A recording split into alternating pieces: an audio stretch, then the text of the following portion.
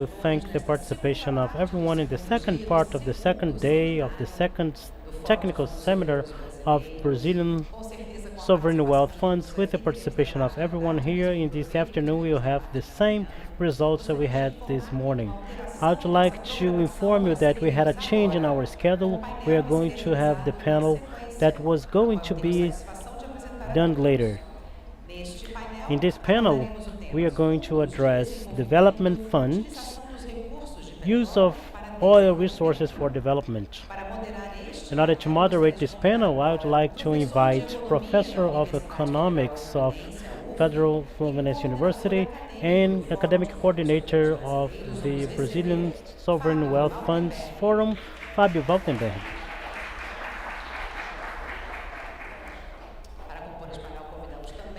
We also like to invite the Professor of the Economic Sciences in the State University of Rio and Deputy Secretary of Strategic Planning and Management of the State of Rio, Bruno Sobral.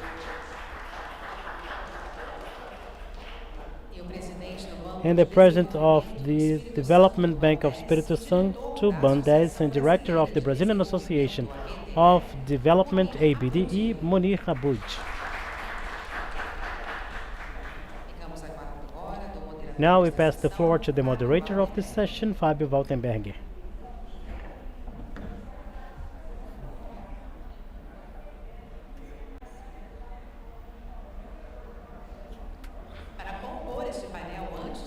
Before passing the floor to the moderator, we also would like to invite the auditor of the external control of the Court of Auditors of the State of Rio, Doctors of Economics by the UFRJ, Mrs. Paula Nazaré.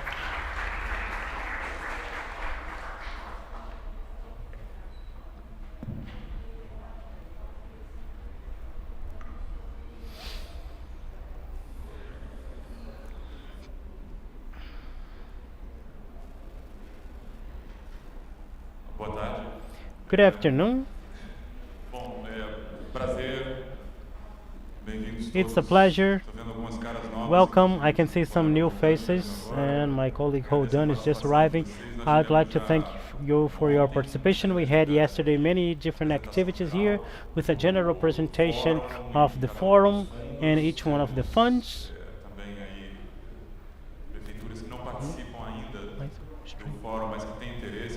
Some people who are interested in the forum in the mining sector with the possibility of creation.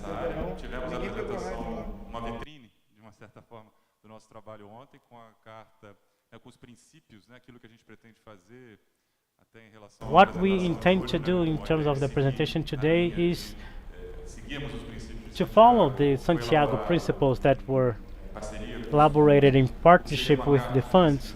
What is the Brazilian principles here? And Fancy, that is the software that it has been developed for those who are interested.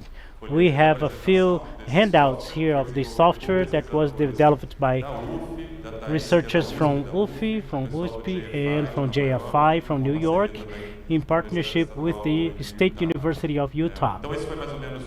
So that was the day yesterday, and this morning we had two sessions with an international view. First with a learning between the academia and practice with Adam and Victoria, and the second table that we talked about regulation and development and what to do with the money that will be generated from these funds. Now we are going to the third table of the day. I'm going to pass the floor to Bruno immediately, and then Monique and Paula. We have a limited time and we have 3 people to speak, so I'm going to ask you to speak for 20 minutes so we can have half an hour of debates in the end. So thank you very much for participating. It's a pleasure to have you here. Bruno, the floor is yours. Thank you for the invitation. Thank you for the organization of the event. To me, it is an honor to come back to this building where I graduated in the first place, and it is an honor to be invited to such an important event as an expert, but also part of what I'm going to speak is the project that we have been developing in the state of in the government of the state that is extremely important to share and to engage other stakeholders, whether they are in the academia or in the institutions and other governments, and this partnership is very important. I prefer to stand here, 'cause I think it's better. What I'm going to bring to you today is part of the trajectory that I'm going to develop in the work of the government of the state. I am a professor of economics, but since last year, along with Secretary Nelson Rocha, who was the Secretary of the Treasury, we worked on the fiscal recovery of the states, and inside that we had the call for the development. In April, since Nelson became the Secretary of Planning, I followed him and he created the strategic planning area that didn't exist before, and we are developing a strategic planning to be delivered probably in the next few months. It's important for those who are not following this debate that a simultaneous movement, the Legislative House changed the constitution of the state, making an amendment where they foresee the requirement to have a strategic planning of every 8 years. So this is a movement that Nelson anticipated, that came from the call of the congressman, and these things are along with the structuring of the sovereign wealth funds and creating an agenda of development. So creating this roadmap, I'm going to show the fiscal roadmap and how the methodology is being developed for this development agenda. So very quickly, I don't know if you can read here, but I will try to highlight the main points here. The first point is that our evaluation is in the diagnosis that was the first document delivered last year to the National Treasury, that even in this regime that was a federal law that puts many different agreements. I don't know what happened here. Okay.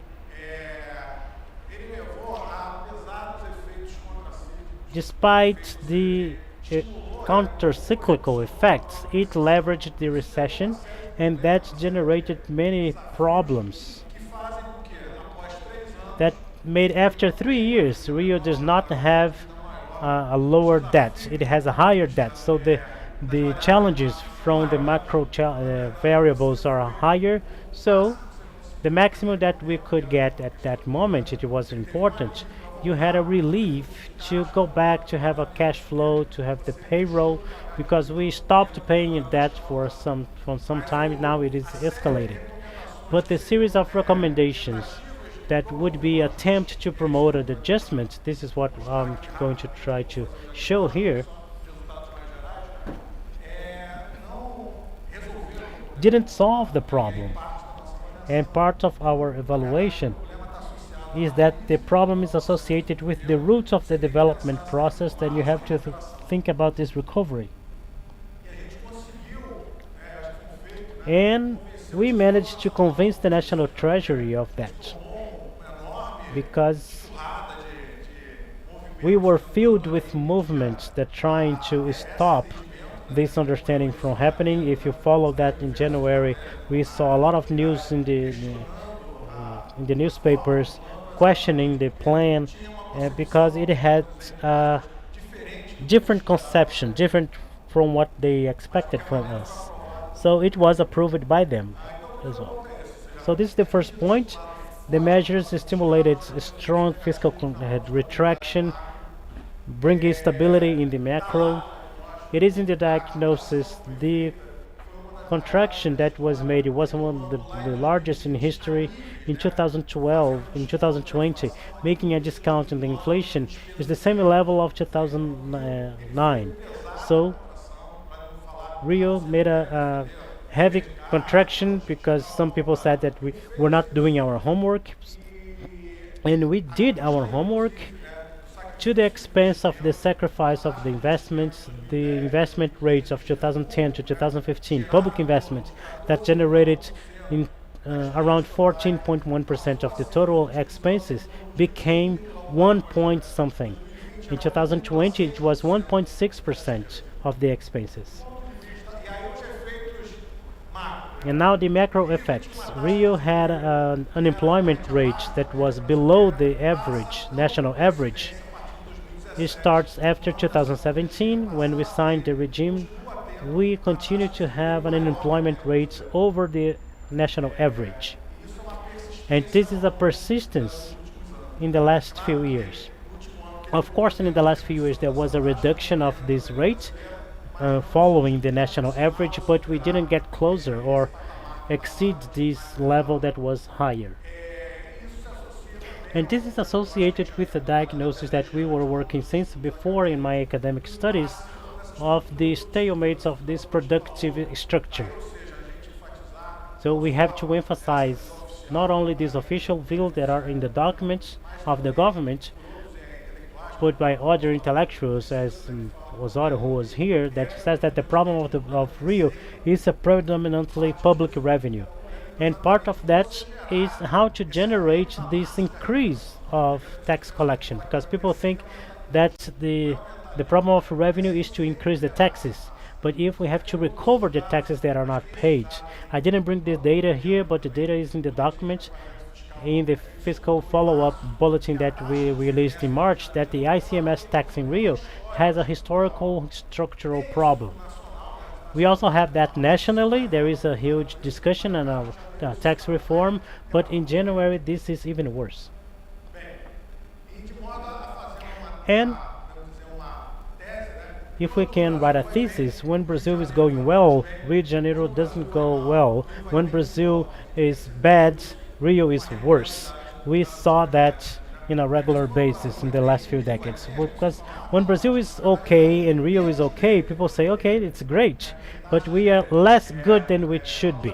So we have many added value that shows crocodile mouth between the Brazilian economy and the Rio economy. And when Brazil goes well, Rio falls in a cliff. So this is a work that we are about to publish on the theory of the structural fiscal results. There is a team that is carrying out this study. We are designing a technical note. We made that methodology, and I don't think I can get into details here, but in summary is to move from the discussions of fiscal regime not to contemplate only the primary results, but to consider the effects of the economic cycle in a way that you can, from metrics in the historical series, you can justify the role of the fiscal impulse in the public expenditure.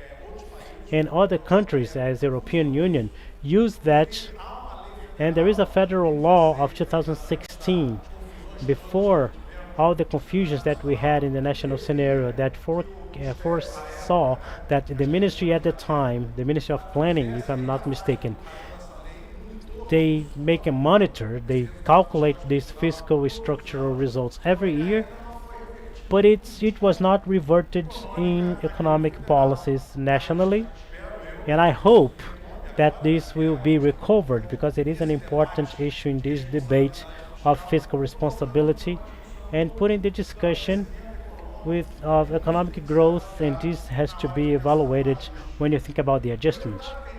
The results that we have here, I'm only going to bring the results because I have a lot of things to say.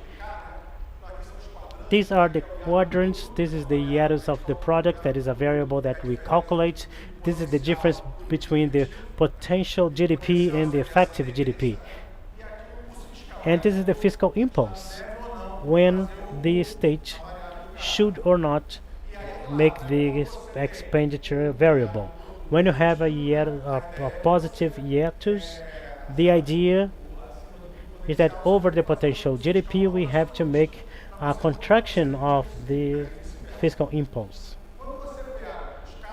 When you get the cases of the last years in Rio, just to give a spoiler here, All the cases will be in this quadrant here. What is this quadrant? That is the effective GDP below the potential GDP, so clearly it shows that there is an economic problem, and not only of public finances, and we should make anti-cyclical measures, but the fiscal impulse, because of the obligations of the fiscal recovery regime, is being counter-cyclical. It is being opposite to what is proper according to this metric. And this is what we are going to do. So every year here, since 2020, 2016, 2021, 17, 18, and 19. In the 18 years that we had in the historical series, 13 years the fiscal policy, the uncalculated fiscal policy, was pro-cyclical. It acted in the wrong way. Specifically after the regime of fiscal recovery. So we have this discussion on how to streamline the economic cycle to promote development, not penalizing the social sector, and this type of debate we have to bring to a change in the law, maybe. We are thinking about new horizons to the federal government, so a new regime of fiscal recovery that contemplates this type of debate and not thinking that it is only pressuring for controlling the expenses. But now I'm bringing the summary here of all these the fiscal recovery system that was approved in the middle of the year. The strategic sense is the fiscal adjustments not associated to the fostering of the regional developments, having as a main goal the necessary control of the expenses, but this control is only going to be successful if we highlight the escape valves for alternatives of growth. Therefore, it's important to have a cyclical regime that guarantee the public investments that are catalysts of generation of job and income.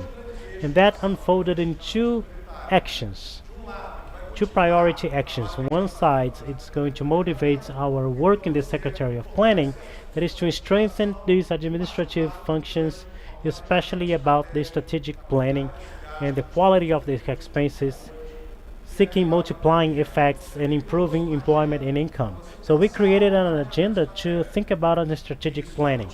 This is what is driving the unfolding of this work in the Secretary of Planning. The other axis is where the money comes from. We always have this discussion. We have to pursue more opening of fiscal spaces. There are many different measures that were put in the plan that would guarantee this opening of fiscal space, but the idea is not only having resources, we have to know where we are going to allocate them in order to have this feedback effect. Our role in the Secretary of Planning is in this part. We are seeking opening of spaces, and there are many issues. For example, in the Assembly, the Legislative House helped in the revenues of the oil that is being under supervised by the ANP. We created a cooperation term for fiscal auditors of the state, also create logics of the missions. We are going to think about the economic induction, but the economic induction that is associated with other layers of discussions, that is not merely sectorial, not only an idea of fiscal policy. So in one side here, this is economics, but it has a regional side, a diversified economy, an integrated economy that is associated with a competitive advantage in how to apply the knowledge, so Rio can have more association with the evaluation of knowledge. And also something that we cannot let aside is this social environmental responsibility.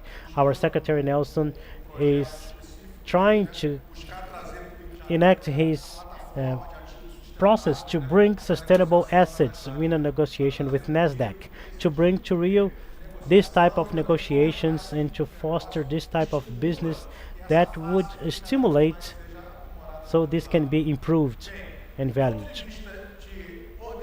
From the framework perspective, we see a debate here of what are the global macro trends, and to list the uh, future providers, and what is the vector of developments from the economic complex that are predefined. So with this set of transversal studies, these are the methodology. Of course, in the future, this will all be divulged. This was not yet raised. Of course, it demands articulation and pronunciation from the governor. But many of these things are already produced. And these are a few of our works, areas in which we also use them. These are the global macro trends. So, climate change, pressure related to natural resources, the social change, demographic contrast. So, the issue is how can Rio embrace that? How can it face that reality based on factors that relate to the future? These are the list of the future bearing factors that we already evidenced. Part of the work is articulating these factors with the macro trends.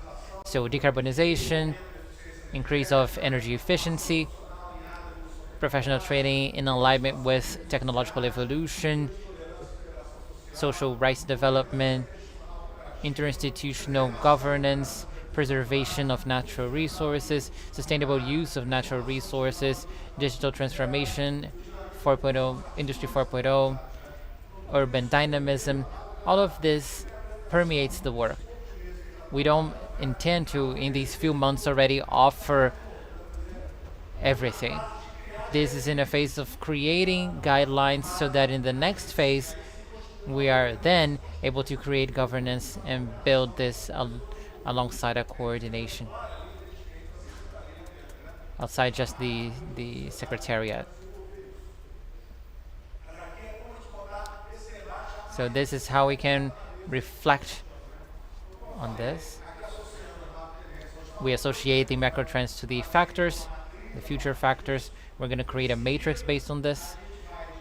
Afterwards, we're going to, for every macro trend connected to a set of factor, based on that, we'll create missions.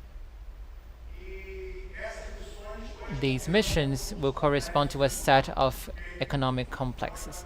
So, as we discuss the competitivity of the economic complex, we don't discuss complexity just in the sectorial sense, but also how it can meet the needs of the missions. So this is the health complex, ocean economy, culture economy, tourism, infrastructure and logistics, oil and gas, and what we're calling green economy complex or sustainable economy. It varies. It's also part of the agenda. So, based on that connection with macro trends and future bearing factors and the defining of missions, we then are able to conduct the economic discussion for structural change. First of all, we have the sectorial discussion. So, what are the main competitive factors to structure these complexes? So, literature review. We already conducted some interviews with specialists. Of course, it's not finished. There will be more rounds of it.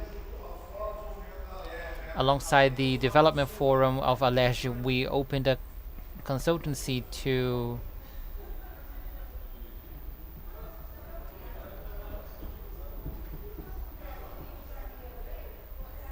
I think there was a power outage.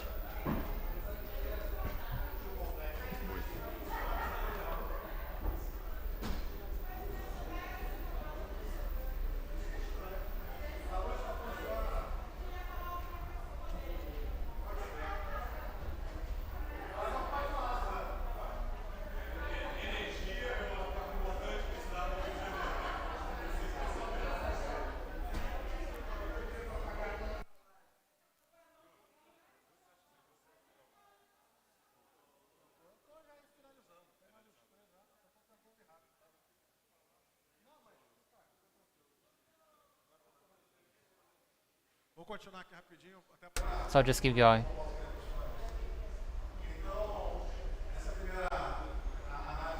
So this first analysis is on the factors. This is done based on literature review, on interviews we had with specialists, and there will be more rounds of them. And we had the development forum of Alege. We opened a public consultancy, a referendum, so to say. There was a form they could fill. And of course, this is what we could do this year, remembering that this was an election year.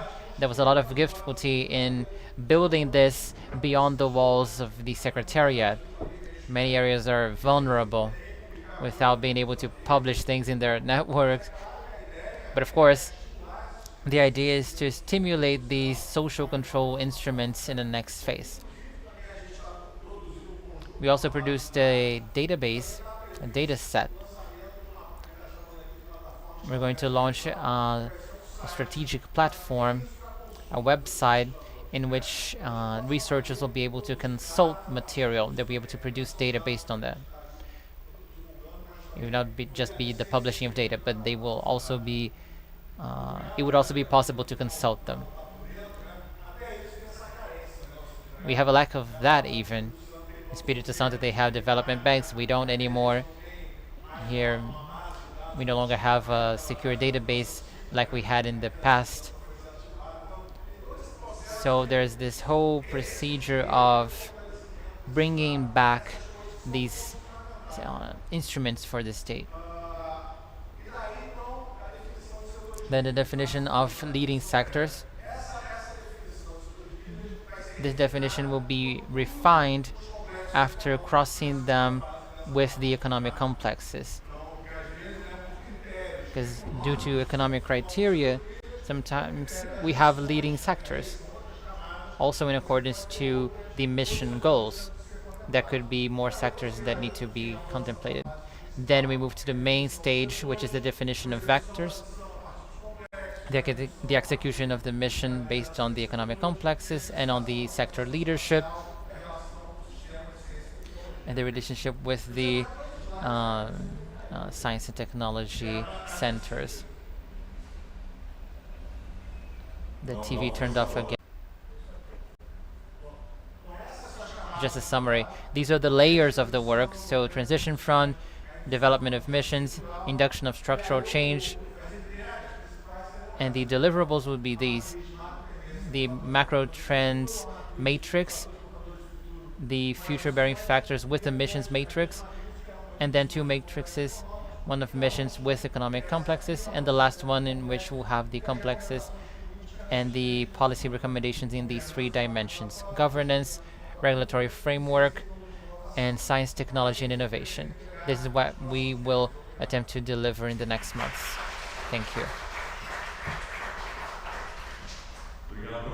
Thank you, Bruno. Sorry for the time pressure.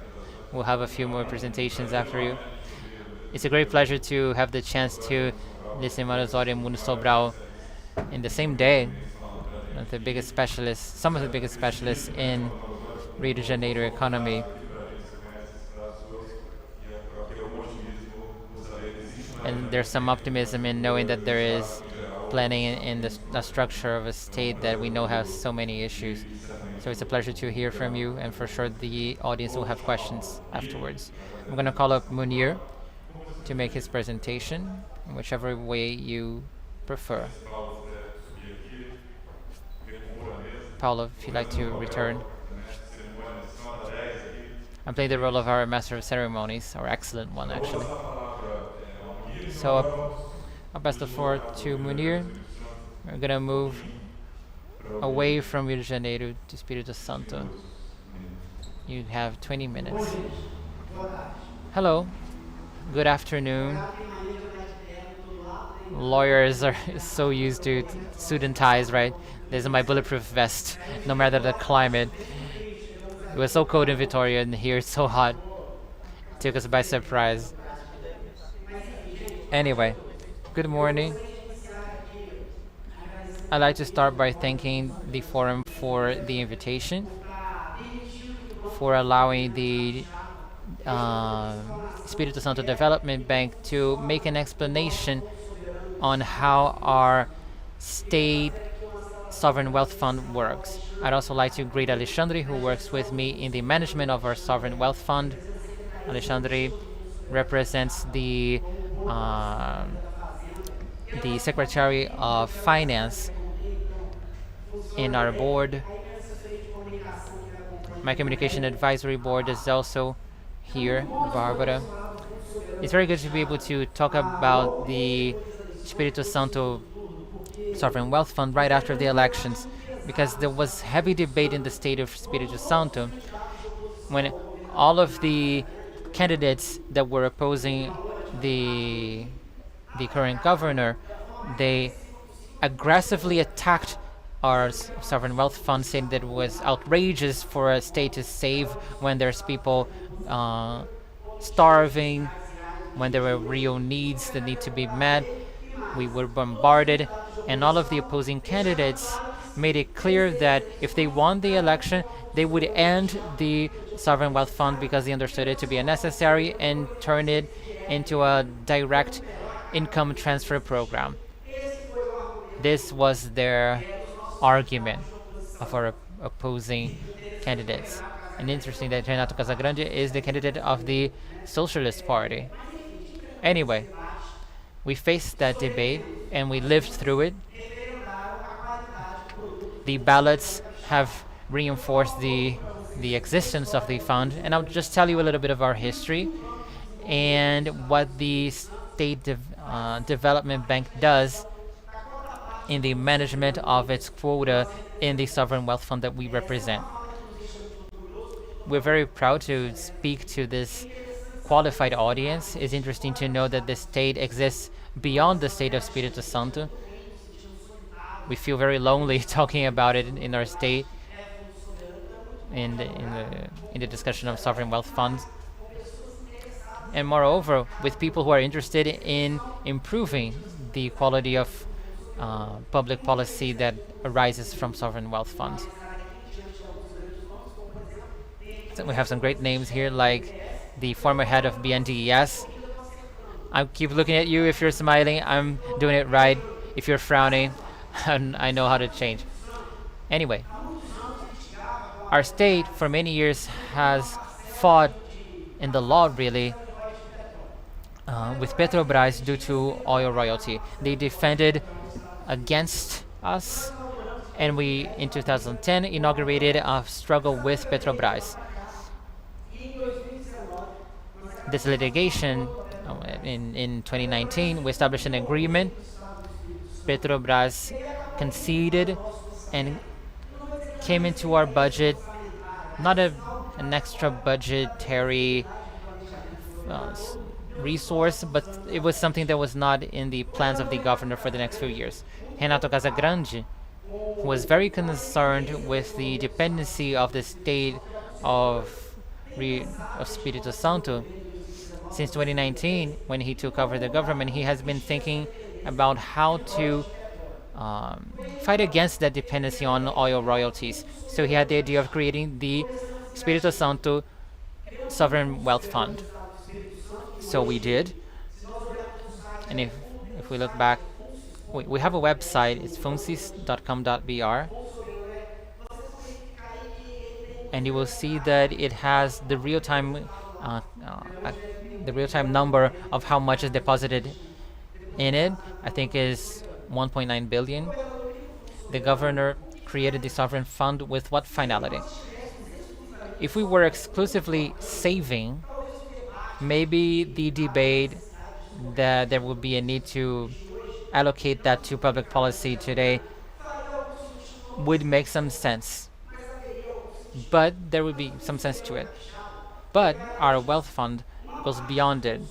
Part of the sovereign wealth fund, and that's around 40% of the 1.9 billion, is a future savings that's stored in the state bank, a commercial bank.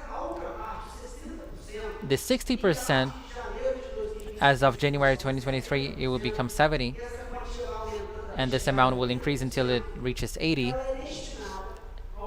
It is focused on the development bank of the state of Espírito Santo in order to invest the resource in economic development public policy. And how do we do that? I'll talk about the development bank part because the savings is boring. Let's talk about the nice things when we transform the economy of the state of Espírito Santo. Shabat is the arbiter. The president of Banesh is not here.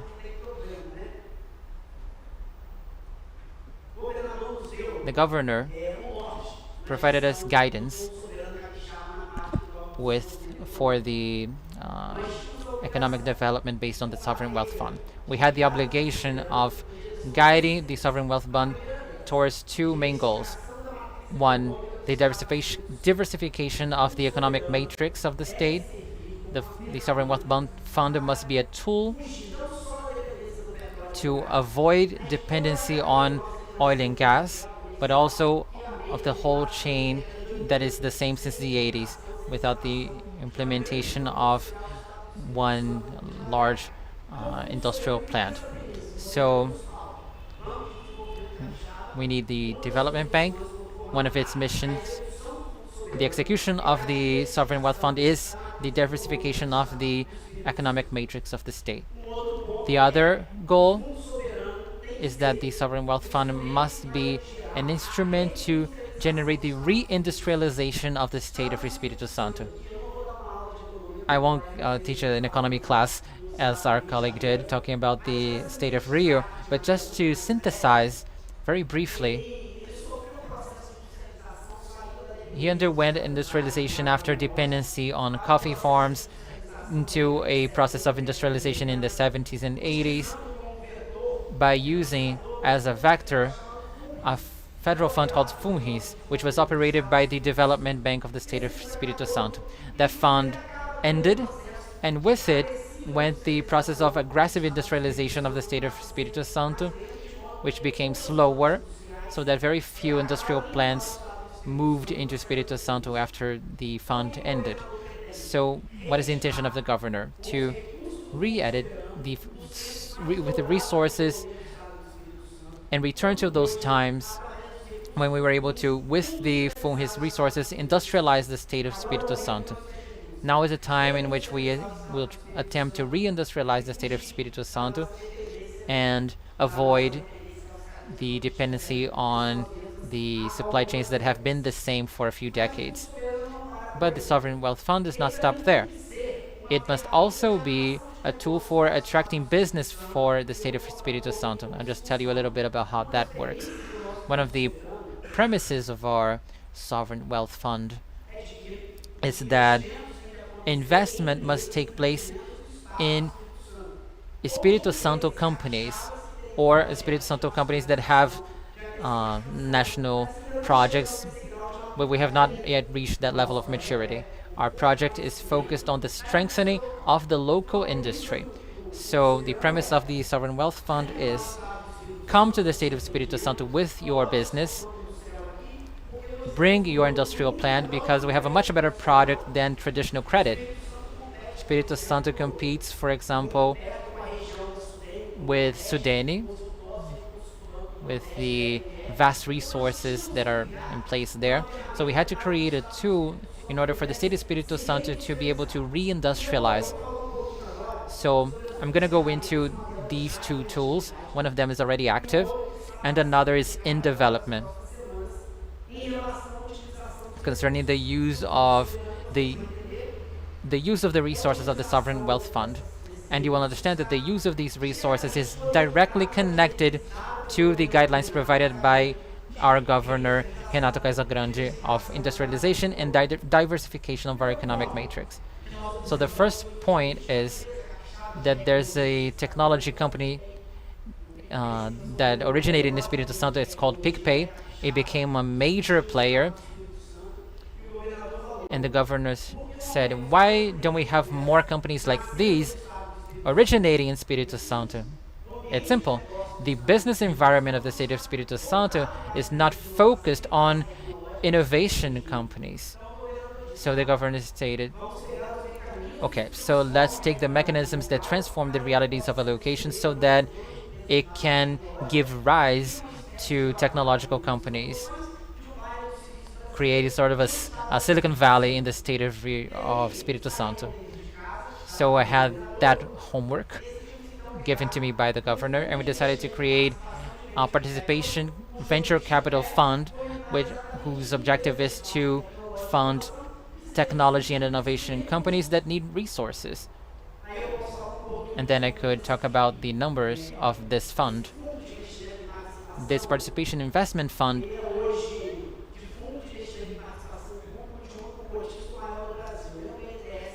not even BNDES is a single owner of such a fund. So in 4 months, we already started transforming. The state of Espírito Santo already got 500 requests of companies wanting to be part of this participation investment fund, which is managed by a private company. Out of these 500, 100 companies are of other states. Some are in Rio, which already migrated their fiscal matrix to our state. It already became a reality. Some of them are already there, generating jobs and income.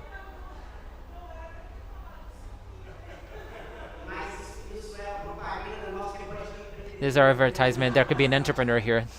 Some bright minds have to put that out there. So yeah, and 10 companies from abroad. So we're talking about small state that has been getting an A score from our treasury. So the fiscal environment is very favorable, and we have the sovereign wealth fund that allows us to live through crisis. But we need to take a step beyond that. We need to industrialize in order to actually compete with the most powerful states of the federation. And the sovereign wealth fund is that tool. With this investment and participation fund, we started this aggressive movement to make the Espírito Santo the birth of startups and technology and innovation in Brazil, competing equally with Santa Catarina, and we intend to overcome them, to exceed them in the next 7 or 8 months of requests. The state of Espírito Santo will be transformed to the best business environment for this type of entrepreneur. So how do we do that?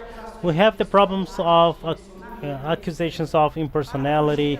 In order to escape from these accusations, the Bank of Development bid a professional manager used to working with the capital markets, so the company can manage the investment funds and participation, and the company can make the selection of the best processes, because the compensation of that company depends directly on the successful acting of these chosen ones. And that would attract companies to our stage to invest resources. We have the TN3, that is the manager, to make the startup make money, and the sovereign funds also makes money. So with that, we can create a sustainable cycle of economic sustainable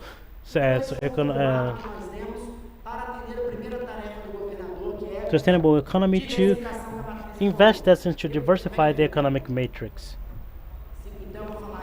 I only have 5 more minutes, so I'm going to talk about the reindustrialization. Knowing about the industrialization process in order to fight the traditional credit, we know that we won't be able to compete if BNDES come back the BNDES that it was once.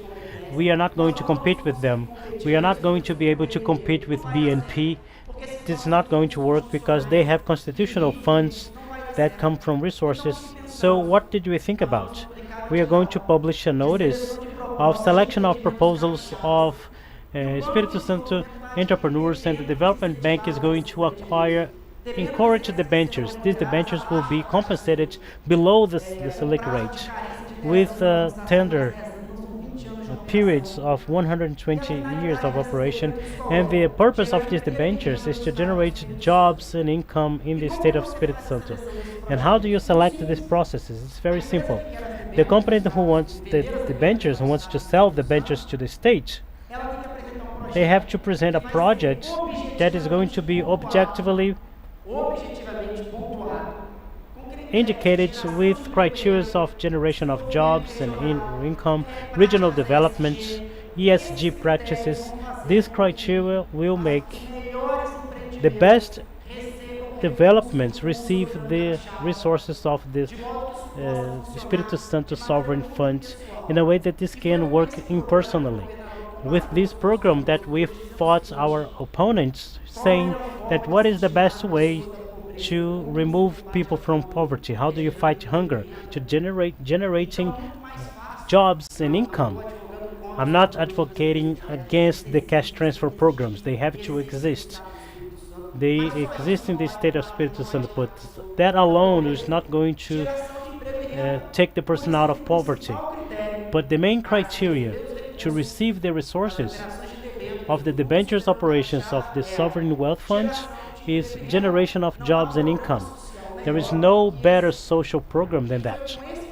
With this speech, he could fight the other candidates with liberal agenda advocating against that. They were asking for the destruction of this program to give this money. And this is interesting because these two products that we created, we have a few others ongoing. They have more quality. This money goes and goes back, and the bank can lend loan to another person, and the irrigation of the sovereign wealth funds does not stop in 250, 300 million reais every year. It doesn't stop.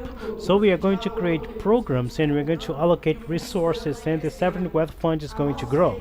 Our expectation is that with the allocation of close to 1 billion reais in this debentures program, we can generate close to 30 to 40,000 direct jobs in the economy of the Espírito Santo with the attraction of these businesses, with the entrepreneurships. And what is interesting is that our process was approved 1 month ago, but it was disclosed 2 weeks ago. We have 500 million in projects in our table. So that proves that the markets and the economy wants to expand, wants to fight the nefarious effects of COVID. They want to generate jobs and income. And what is more interesting, we have a few forecasts already talked to the governor. The company that is installed in Espírito Santo gives back to the sovereign wealth fund money to the funds in forms of tax reform. So it generates the federal resources that will come back. And it also generates taxes for the municipality, and that generates a sustainable economic development chain that is already in practice. And I invite you to know the operation of the sovereign wealth fund, and this takes the whole time of the development bank of Espírito Santo. This is not a campaign promise. This is not a product. It's not only an ideation. This is something that is already working. These programs are already in the hand of the development bank, and the resources are in the pockets of the entrepreneurs for 4 months. With that, I close my talk, and I want to thank you for your attention. And I will leave here the invitation to know the operation of the fund. I saw that you talked about regulation about sovereign wealth funds. Our Attorney General's office has a guidance that solves these problems. Our sovereign fund is an active of the state of Espírito Santo, not from the bank. If it is an asset of the state, the allocation of these resources has to respect the laws of bidding in contracts. So with that, we can regulate the operation of the fund here. Using, in order to hire a company, we made a bidding with techniques and prices who are going to provide the best offer. For the ventures, we are going to register and indicate this, registering with generation of jobs and income and ESG practices. What the Attorney General's office did was, if you want to work with the bank, that's no problem. But if it's going to operate the resources of the sovereign wealth fund, you have to respect the premises of the bidding laws and the procedures of the laws of bidding and contracts. And then we have something that the whole country knows. We are not going to reinvent the wheel in our states, so we follow these premises. So that's why the selection procedures are not in my hands. I'm only the person who goes to the presentations. There is a technical staff who can do that to me, and I can look at the statements of the funds and see that the contracts are being signed. Thank you very much for your attention.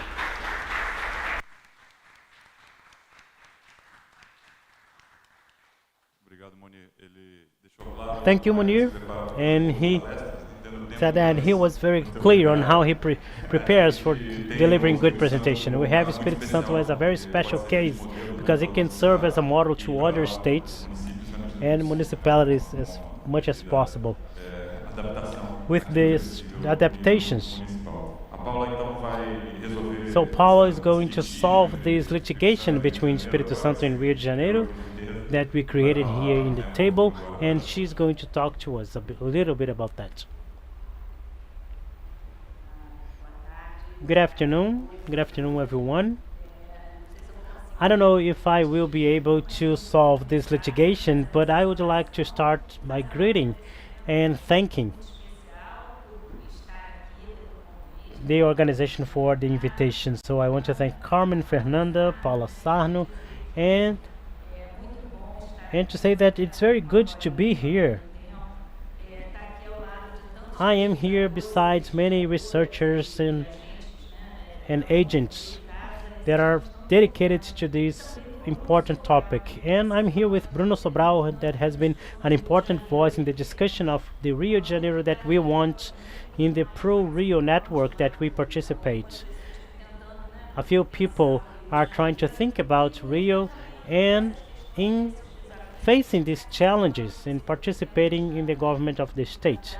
And I want to greet Fabio as well. It's very good to finally meet you in person. And it's a huge pleasure to be here in these excellent public schools that I consider my second home, where I lived, when I studied, and I am here since 1984.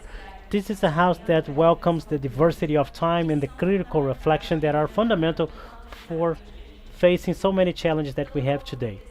So I take this link to thank the opportunity to participate in this important discussion that is to reflect on oil resources and development. Somehow it is a present to me because I have dedicated myself to discuss this issue in Rio. How the oil can contribute for the development.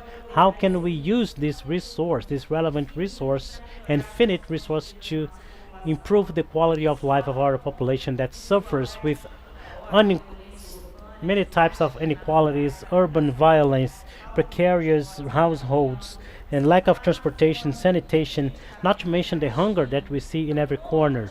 And how to transform these oil resources and gas resources into a blessing. Just to borrow this idea of the curse of the natural resources in this well-known curse. So there are good ways for the development, and what are these ways and how can we seek them? And there is no, in my opinion, to talk about development today without talking about sustainability. This point, it seems to me more and more relevant nowadays, because it's not possible to think about development without thinking about improvement of people's life and all the peoples in an inclusive manner to overcome the problems that I mentioned and many others. So the relevant concept is the concept of the sustainable development. And this is not from today, this is not new, because Brazil is already recognized as a protagonist in the worldwide scenario in the environmental sector, and the adherence to many agendas and conventions in many world forums. And this positioning that is being restored now, as we saw last year with the participation at COP27 in Sharm el-Sheikh in Egypt. So I thought about my contribution here for this debate under this perspective that I have dedicated myself to, and it seems to me very relevant. The perspective of the Federation. From the subnational government perspectives, in our case here, I'm going to favor Rio de Janeiro here, and more specifically, the local governments, the municipal governments. And this is a topic that I have dedicated to, and to see the role in the promotion of the development. And secondly, this understanding that the development has to be thought of in a broader sense with the concept of sustainability with this dimension. And think about development imposes us looking at the context that we are inserted in our reality. That is a Brazilian reality, but it's a real reality. And this is the perspective that we have worked with in the Pro Rio network. And we have thought about this, and this is a perspective that is totally marked by the economy of the oil and natural gas and the impacts in their territories. That this is the topic of our table. So my proposal is to bring a few ideas, a few recent reflections based in a research that I have been developing, and I participate in a group with a network of researchers from Latin America, from Mexico, Argentina, and Puerto Rico, and other countries that have the precise goal to think about the challenges faced by the municipality and the local governments and the role that they play or they can or should play for the development of the cities and the countries in the Latin American and Caribbean region. So this year, when I was invited to participate in a panel in the edition of the International Congress of CLAD, I was invited to a panel where the topic was the governance for sustainability. I had colleagues from this group, and looking at our reality, our current reality, with the perspective that I mentioned before, I thought about talking about the sovereign wealth funds in this concept. The sovereign wealth funds, in this case, created in Rio, but a research that allowed me to know the experience of Espírito Santo and what would be their roles, the role of the funds and their contribution for the sustainable development in our state. So I presented this in our panel. It was a huge title because this is a project that I'm developing that evolved with time, and I hope to share it with you. I made this presentation, so I'm going to show here the slides. So I just wanted to share this experience with you. Now I need the pointer.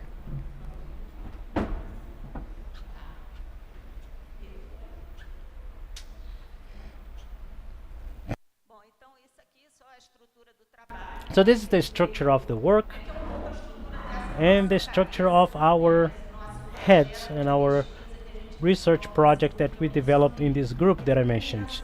Because it starts with the Agenda 2030 and Sustainable Development, and this is a more theoretical discussion based on the importance of the governance. What is the governance for municipal public policies? And always focused on the sustainability, the environmental sustainability. And thinking about the main challenges of governance, there are the resources on one side, and on the other side, the governance itself, the way to implement and to transform these resources into capacities for public policies. I got the experiences of the sovereign wealth funds, and I'm going to show what I found in my research that led me to find a reflection, a different reflection towards the instruments and the structures of governance, of environmental governance, because we are not going to think about way outs of the funds for the sustainable developments that doesn't depend on the governance structures. We need to improve this environment.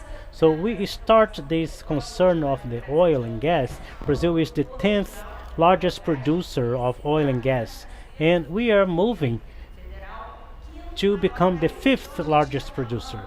So we are talking about expressive reserves that are highly concentrated in Rio, Espírito Santo, and now São Paulo in the pre-salt area. And Rio de Janeiro was responsible for 81% of the oil produced last year in the country and 64% of the gas. These, these are the main basins. Let me see if I can make this work. These are the main producing basins in this map. This map is not so recent. This is just to give you an idea.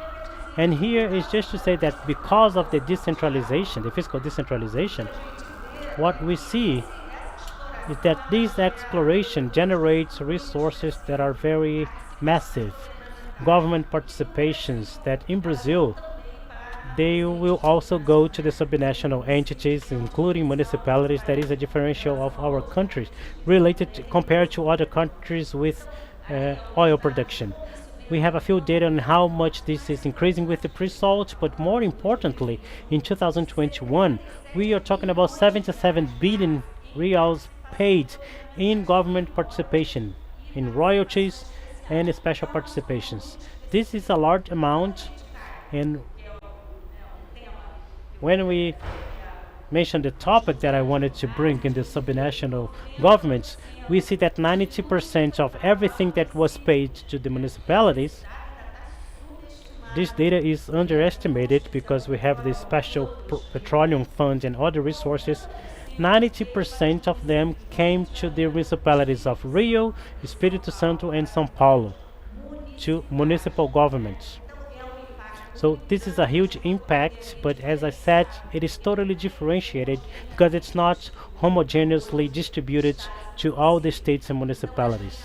So the incomes, they come from non-renewable resources. They are massive, but they are uncertain because they depend on the international price of the oil. They generate for these municipalities a budget dependence, and this dependence can be transformed into a vulnerability because of they are uncertain revenues. That, in turn, generates concern with the issue of environmental and tax sustainability. In the tax sense, it's the dependency, which also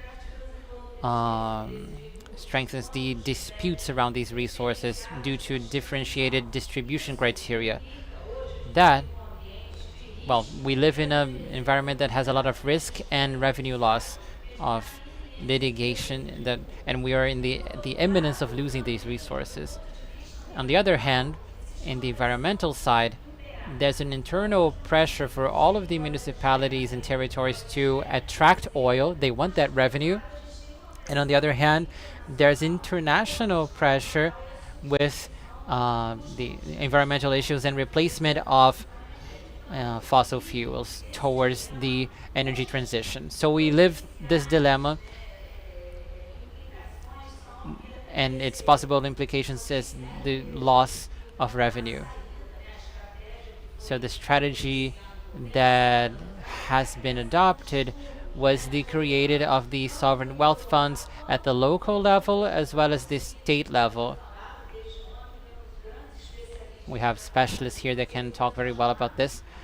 I just wanted to call their attention to this and state that they're strategic to guarantee future sustainability, and they're very much based on the idea of intergenerational justice and how we can ensure production diversification, which was also mentioned, and the urgency of the environmental issues and sustainability in order to reduce inequality, as well as for environmental preservation. So the issues that base this research, they have a lot to do with that, on how that income can contribute towards sustainable development. Sovereign wealth funds have policies for sustainable development. Are they thinking about this? And what's the environmental governance in the state of Rio? These were my research hypotheses. I promise I won't go through all of them in detail. I'll just show you the literature review. That's the written paper that I presented. I'll just highlight the importance of the 2030 agenda and the role of municipalities as promoters of development. It has an essential role. In addition to the environmental issue and all of these points that we're talking about. And this is not just delirium, it's not academic talk. This is something that was being discussed in Egypt last week on COP26. So these are extremely relevant, and municipalities have a very important role in that. So the challenges for the sustainable development in the municipalities are huge. It involves the funding for all of these policies. Today, municipalities have huge responsibility in all of these fields, but they don't have the proper resources to conduct that management. And in addition to the financial issue of having that funding, there's also the issue of capacity in order to execute. So governance is essential. Without it, without governance structure rather, we will not be able to transform these actions into reality. So what was the historical process? I wanted to emphasize the institutional arrangements for environmental management. I won't waste too much time here. And I also based on myself on this paper written by economy students here in UFRJ that talks about funding for programs for the 2030 agenda. And here we can see what are the available resources today, what are the mechanisms that exist, and what are the potential proposals really that could be leveraged and developed in order to reach the 2030 goals. Unfortunately, the result of the research is that even in an optimistic scenario, the resource gap is way too vast, indicating that there will not be enough resources for the meeting of the intended SDGs. So the proposal is that they mentioned here in this paper. I'll just quickly show you. One of the instruments analyzed in this paper is sovereign wealth funds. It states that it's a financial instrument to manage the revenue of the exploration of natural resources with the objective of protecting the total amount of assets for future generations. This would be the concept of mild sustainability. It must also contribute for the protection of natural resources. So it's not enough for the full set to be the same. So because I traded non-renewables for cash, it's not about that. In the point of view of sustainable development, we need to exchange it for natural resources. These are the related SDGs.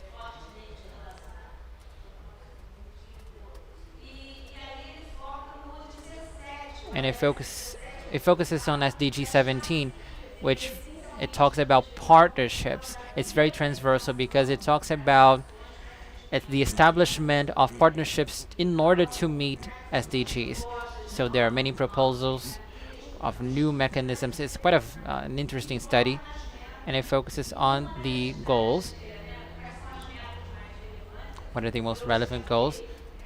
And I highlighted this issue of sovereign wealth funds and royalties as very valuable resources. They are. And it comes from polluting resources, non-renewables, which could be converted and utilized for sustainable development.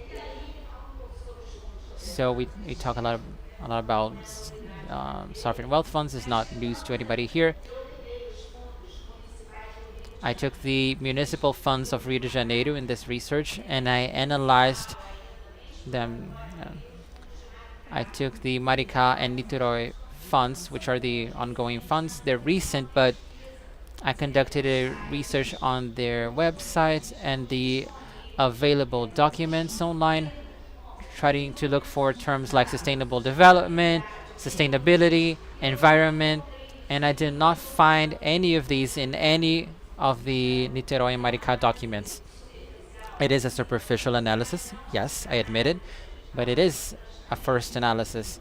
If we're talking about the transparency of public policy, in Espírito Santo, by the way, we can see it, but in Rio de Janeiro, we cannot. In the local funds, we cannot find that concern expressively stated in the documents. So that leads us to conclude that sustainable development, it is not a priority for the funds currently.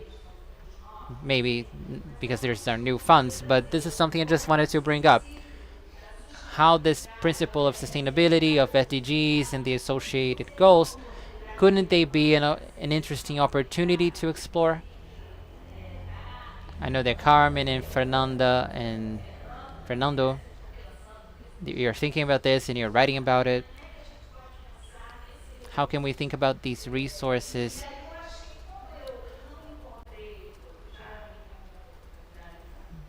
I'm about to wrap up. Sorry.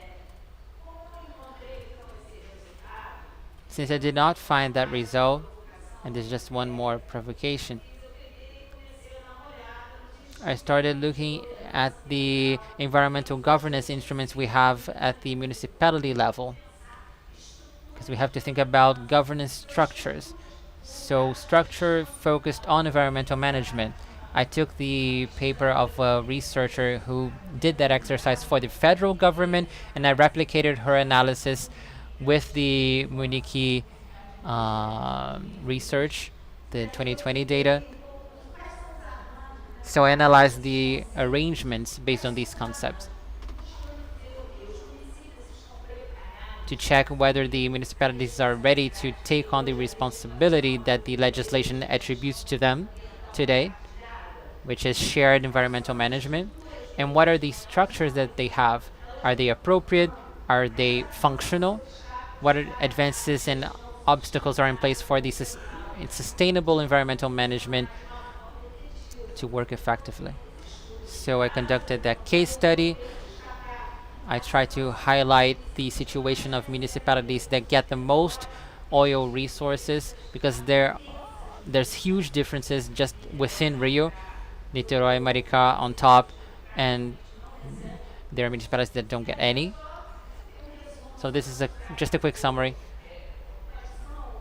of the main points I found, their characterization, what is the regulatory body, if there's a dedicated secretariat at the municipal level to address environmental management, or if it's addressed within specific offices. Is the board deliberative, or just or is it just an advisory board? The board members, are they trained? This is an important discussion about the competence really of board members. So is there possible training for these board members? Even that level of data we can also raise. And this is just numbers pertaining to the environmental management present in municipalities. This is just an exercise. I started raising the data in Maricá and Niterói, but I knew that it wouldn't be enough. There wouldn't be enough time, so I left that for next agenda. And despite the advances we see, we know that there are many challenges to reach the SDGs and sustainable development. Municipalities are taking on these attributions for environmental management, but they need support. And one of the issues that have been put forth in the literature are consortiums as a good alternative to try to overcome not just funding, but also capacity building. Most municipalities, this environmental management is done in conjunction with other policies, so we need to strengthen that feature of transversality. And I'll wrap up with this conclusion, suggesting the continuity of this research in the direction of local environmental management, how it's structured, what are the possibilities and obstacles, how can we move forward in this debate, which I believe is quite urgent. Thank you. Forgive me for going long.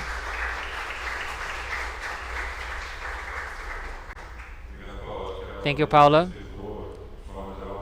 the panel respected the time very well. We were able to get through three presentations and have a little bit more than 15 minutes for Q&A. Just to make a connection to what we heard in the morning, what Adam and Victoria talked about, we have the input and the output, the make the fund grow side, and what use we give to those resources. And we heard examples, Espírito Santo with the saving and the investment side in Rio de Janeiro. If there's no minimum planning to know what we can do with every type of resources that comes in, so we see that with a lot of excitement, the planning of the secretariat. And here we see the professor with her warning about the environmental issues and the income side, the income that comes from oil. There's already a very clear environmental warning, and the expenditures that are going to be done, the use of those resources. So we can connect that to the morning discussion. We have a few minutes. Oh, actually, we have 5. Okay, I was just told. I think we can get through 2 or 3 questions. Maybe the panel can respond to all of them at the same time. Hello, good morning. Thank you, Munir, Paula, and Bruno for your contributions. I wanted to ask Munir about how you contacted that management office for venture capital and how you analyze the risk with them. Did you look at their track record? I think that analysis is very interesting. And Paula, thank you so much for your explanations. In the case of Niterói, our fund has 2 main goals, which is the stabilization of income, of revenue rather, and intergenerational savings. So sustainability and all of these issues are addressed in PPA or in other projects. Our role in the fund is to stabilize the revenue coming from oil and save for the future. That's it.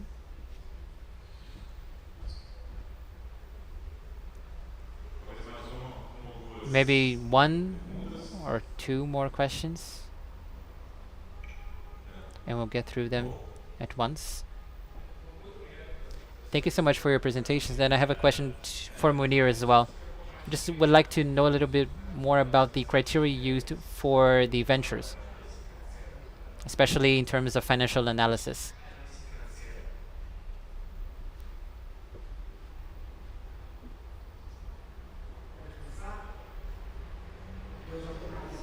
Yes, I'm older and I won't remember all the questions. Okay, so the selection criteria for the managers. We had a tender. We invited the management offices for them to propose their management strategy. We would account for their experience, their rates, and the project that they had to allocate those resources. We gave some margin of liberty for managers to risk because their remuneration is directly connected to what they're able to capitalize for the fund.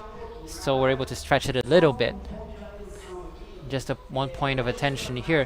When the management office conducts the selection, it calls in capital. It doesn't take, it's not a blind spot for us.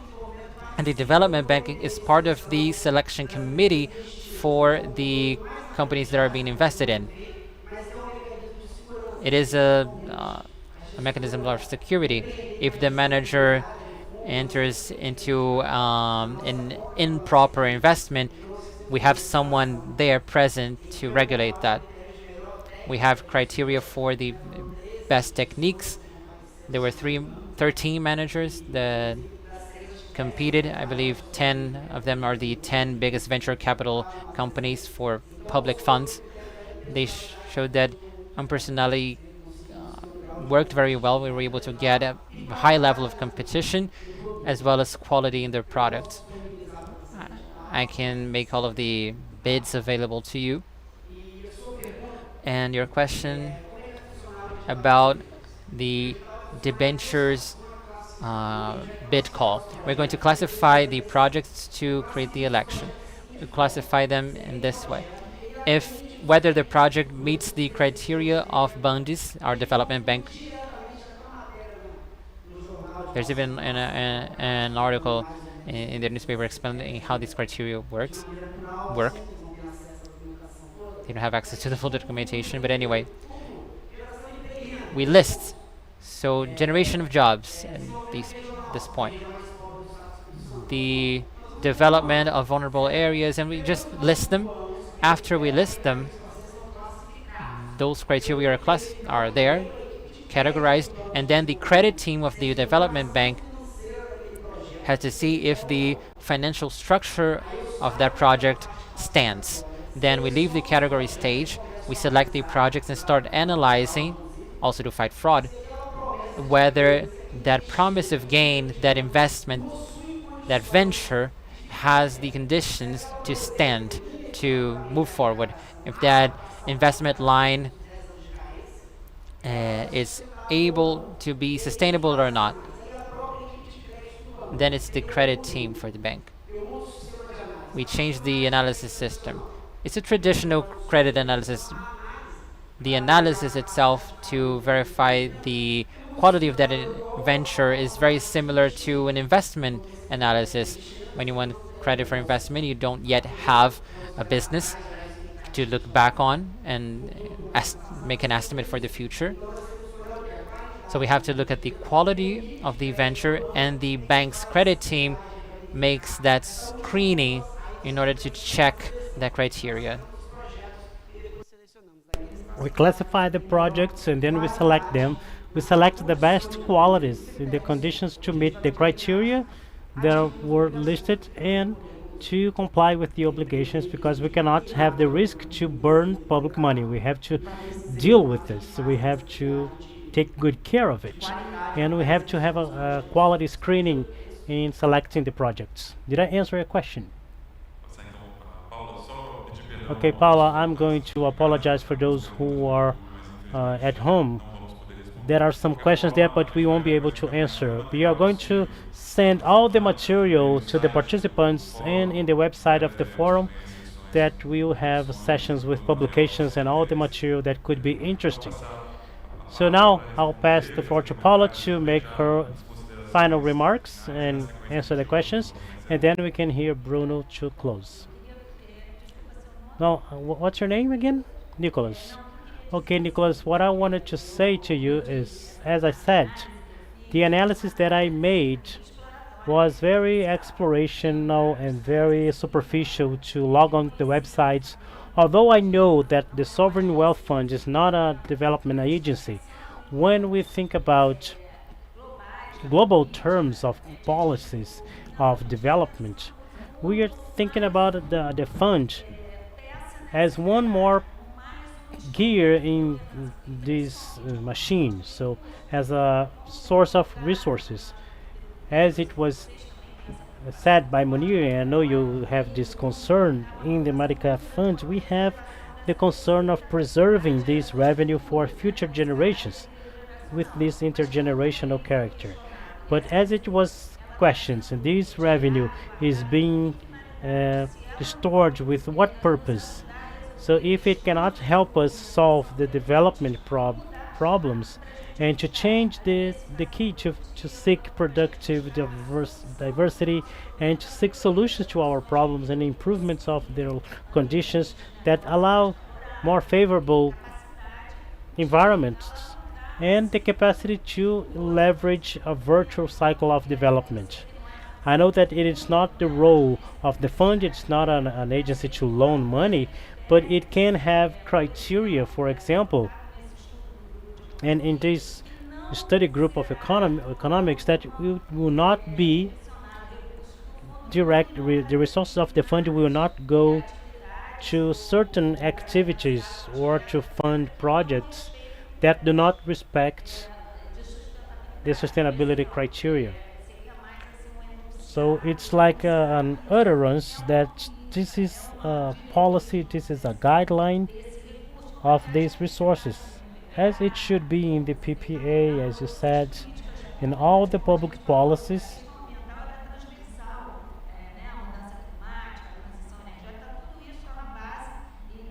So all this is in the base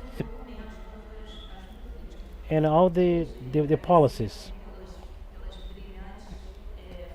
So thank you for the brilliant presentations here from my colleagues. It was very good to hear them.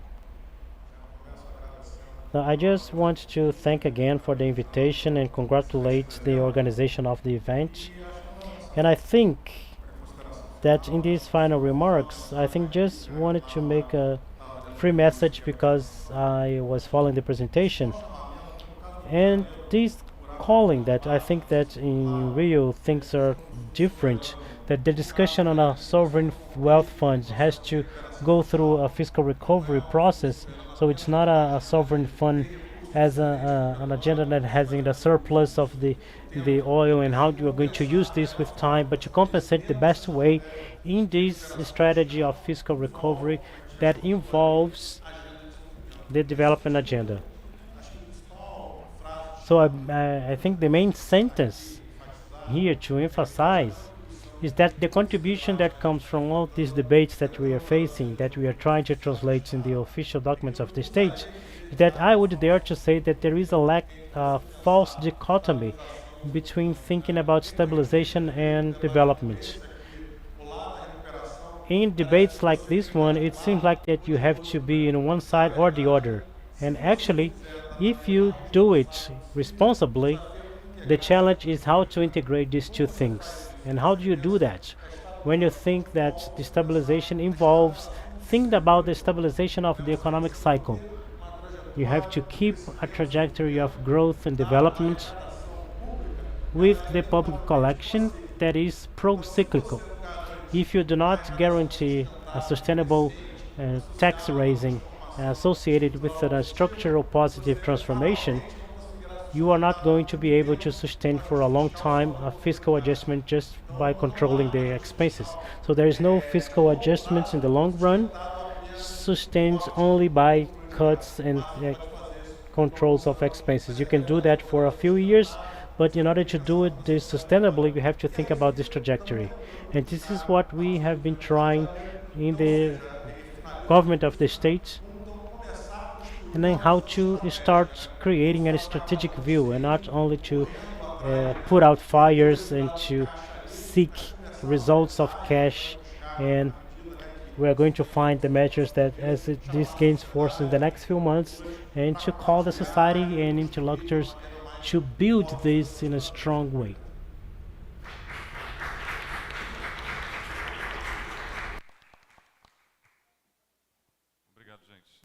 Thank you very much, and I want to greet Marta Castilho, who is the professor who is here. She is the coordinator of our post-graduation programs. Thank you very much. I pass the floor now to the next table. Thank you very much, our moderator, Fabio Haltenberg, and I invite everyone to take their seats in the audience so you can follow the next session.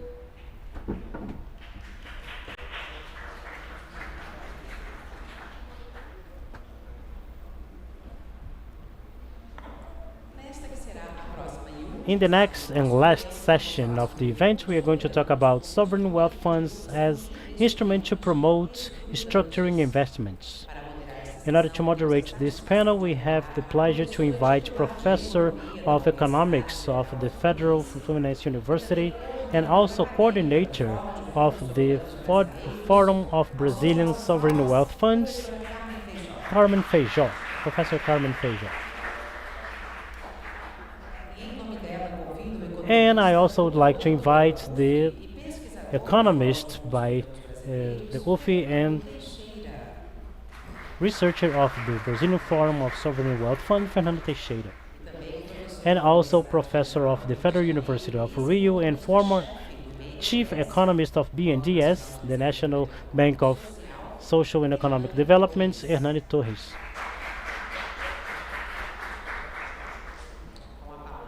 Now, with the floor and the conduction of this panel, Professor Carmen Feijó. Good afternoon, everyone, again. It is a pleasure to be moderating this panel with Professor Hernando Teixeira.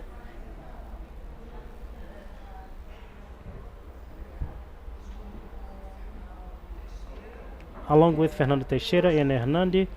And I think that the next panel complements the debates of the previous panel, because we are going to discuss the funding of the infrastructures that are investments by definition structuring.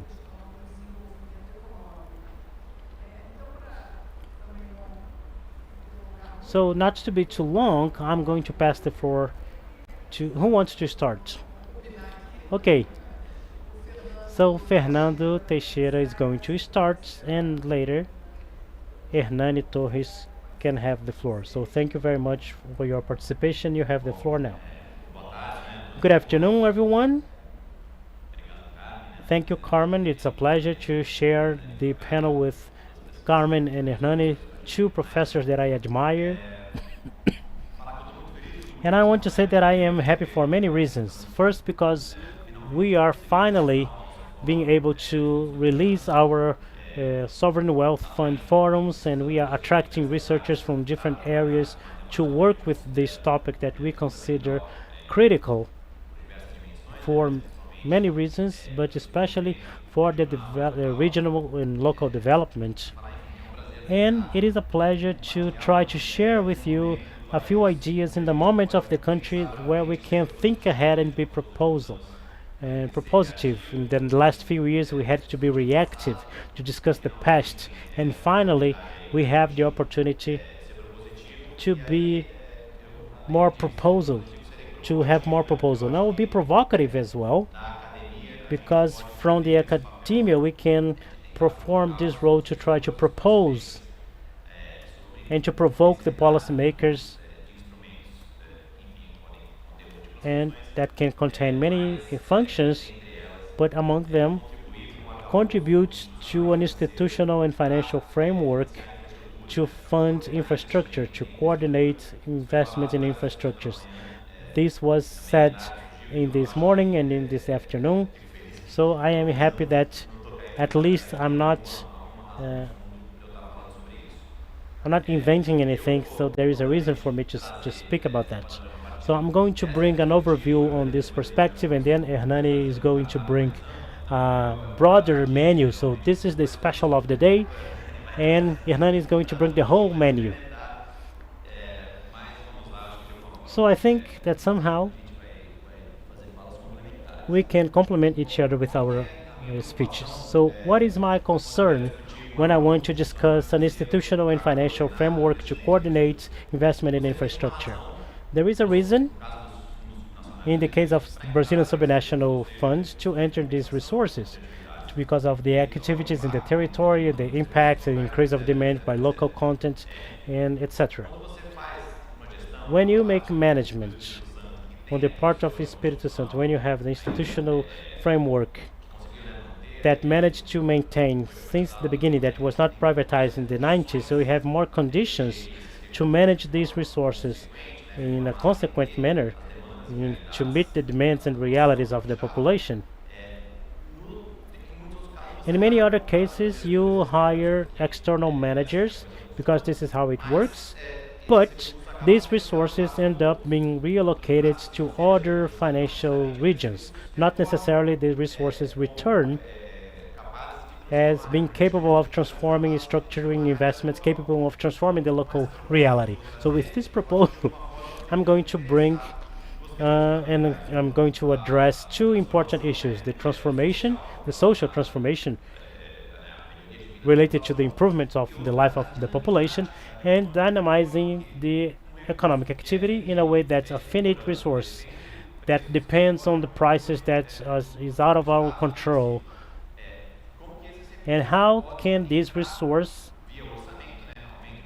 come to the budget through the revenue and become a recurrent revenue and perennial and in the long run, so that in fact can transform people's life in the long term when the cycle of oil ends? I don't know why. So you have some imperative issues related to the climate change. So what I thought was the proposal, the proposing provocation. Part of the investments of the fund, if you think about a pool of investments, let's say 30% to have a number in our mind here. You can conform a funding. This is an allocation of portfolio. This wouldn't be, the funds wouldn't invest in the development, but an allocation of portfolio with predetermined returns, and the rest, the main part, 70% of the other investments would follow other logics of risk and return, and other parameters of the market would be followed. And this pool, this common funding, would be responsible for creating a funding to a regional agency of infrastructure. What is this? This is an agency that understands the coastline reality of these municipalities because of the oil exploration activities and the impacts. So they could list many projects that ultimately would attract other companies or would attract more dynamics for the activity of the municipality. And this is anchored, I'm not going to waste my time on this, but this is anchored in the finance funding and the artesian wells. But basically, you need to have an initial resource, that this resource has to be stable enough. So this type of investment, that you have a considerable amount of recovery and the gains of scale, and many times they are natural monopolies, so it's worthwhile to do something interconnected than building two ports one beside the other to compete among themselves. So we would bring benefits to many neighboring municipalities around the municipalities that receive the royalties. Municipalities that do not receive the same amount, they would be benefited with this. And this is a more redistribution characteristics from the productive investment, and the investments in the economic and social infrastructure. Because the private financing, you will tend to reallocate as an intermediate, if it is in São Paulo or in any other place where you have lower risks and more information and an economic development. It's more advanced compared to the other regions. So this discussion takes place in the macro-regional scale, in the south, southeast, and northeast, and sub-regional in the states. So in Rio de Janeiro, depending on the states, we can see what is missing and what is huge. And this has a relationship with the local state of development. So the states that can be more responsive to the demands of the population for many different reasons, because the mayor knows exactly what's happening in that city. You don't need to have a top-down approach for central government, the country, or a bank as a BNDES that will not be able to look in the end. So you have the capacity to understand what is necessary. So this local state of development can contribute to a coordination of these investments. And according to what Paula Nazaré said, and this has been working since 2007 until now, related to the SDG. So you have a justification, besides the economic justification, you have a justification of an arrival point that you are meeting a general guideline. So you have a good path in the sectors of infrastructure, have a lot to say, and to make this transformation viable. I brought here a brief illustration of what would be the conformation and what I understand the conformation of this regional agency of infrastructure. You have the main funding, if we think here, 1 billion from one and 1 billion from the others. You can have 1.5 billion or 2 billion of funding to this agency, but other agencies, regional agencies, or BNDES could also somehow allocate resources in this agency, helping to dilute the risks But not only that, they would bring the agencies and BNDES and bunges, they would bring their expertise. So you don't need to start from scratch. You can, inside the bank, you can have technicians that for decades have already the knowledge. I think that the best knowledge of infrastructure in Brazil is in these banks. So the example that Munir brought here, that we don't need to reinvent the wheel because Bunges is already uh, inventing the wheel. So this is interesting. And this agency would contribute to the perfection of the increase of the financial capacity and the technical capacity because the municipalities have problems because of bureaucracy and because of staff that eventually the person responsible for the fund is responsible for many other functions and the person will have problems to have time to design all this. So inside the regional agency of infrastructure we have this technical capacity that in my opinion is critical. What's important is that these models of local development states they can be bottom up or hybrid. When you have a government that does not want to contribute to the local development, you have to create mechanisms to come up with your own framework. If the government worries with these development issues, you have more conditions to develop this expertise. And then, a way to make this agency have legitimacy by itself. Vittorio talked about this morning that the importance of communicating to bring to the population what the fund is doing. And this agency could communicate with the master plans and the pluriannual plans of the municipalities and the states. Because in the discussion of the master plans, you invoke the civil society and you list all the priorities. And many times this is only in the paper because you cannot undertake everything that is in the paper. But you already have a previous summon. So you are finding precepts of the states of the sectors and that are important to be met. But you already have something already in paper to be discussed and rediscussed recurrently of what is priority. So somehow you would already be able to have legitimacy because of that. It would be local development from the north of the state of São Paulo, so São Sebastião, Ilhabela, Ubatuba, the southern shore of Rio de Janeiro. Now with the state fund of Rio de Janeiro, it would even be more possible. Until Espírito Santo, I already mentioned that only a part of the resources would be allocated to the agency.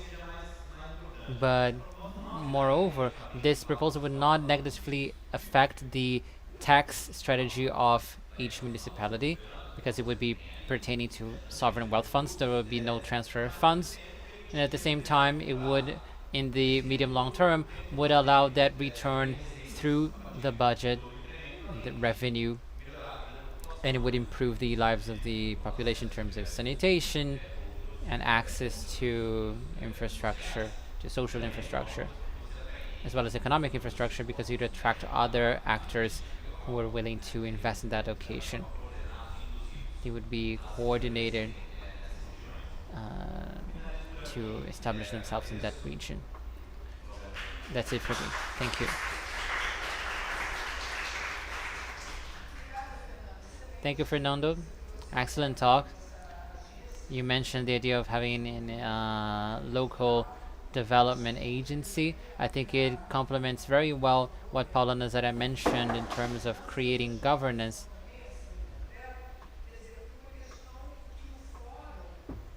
The forum, the entities that have built it and the possible members, they're at very different degrees of economic development in their own institutions.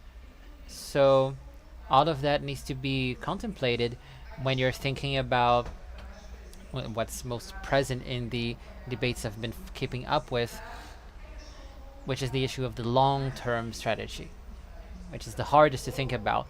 We're not as used to think about the long term. We're always thinking about solving the most urgent issues when we're talking about finite wealth funds. the long term is essential. So thank you so much. I'll pass the floor to Fernandes.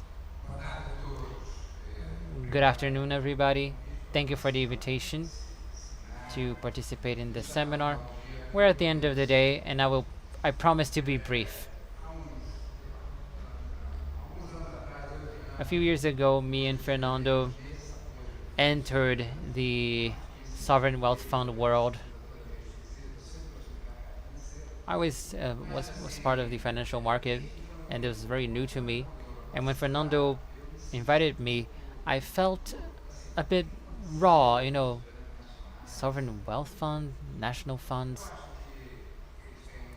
It was very new to me. It's a very interesting proposal in going beyond the intergenerational issue, the economic maximization issue, which is relevant. I'm not saying it's not, but marrying that with job generation and creating facilities, it's interesting.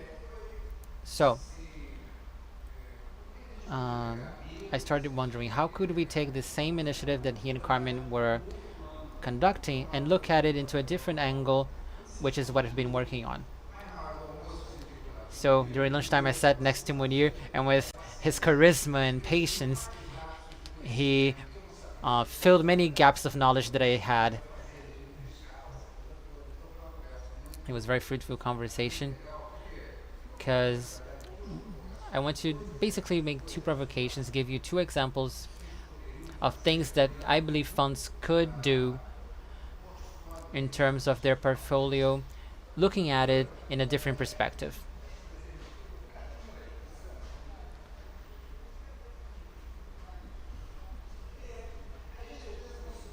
Sometimes we are not aware of it, but I'm in front of you, right?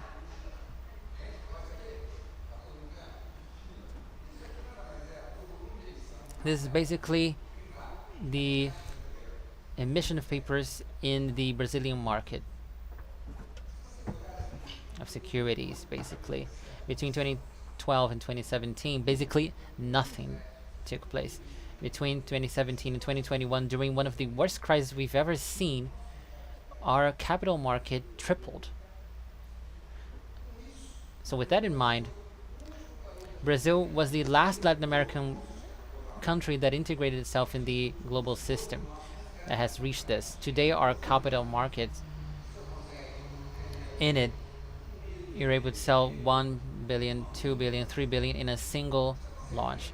You're able to sell securities at 2039, and it's very sophisticated.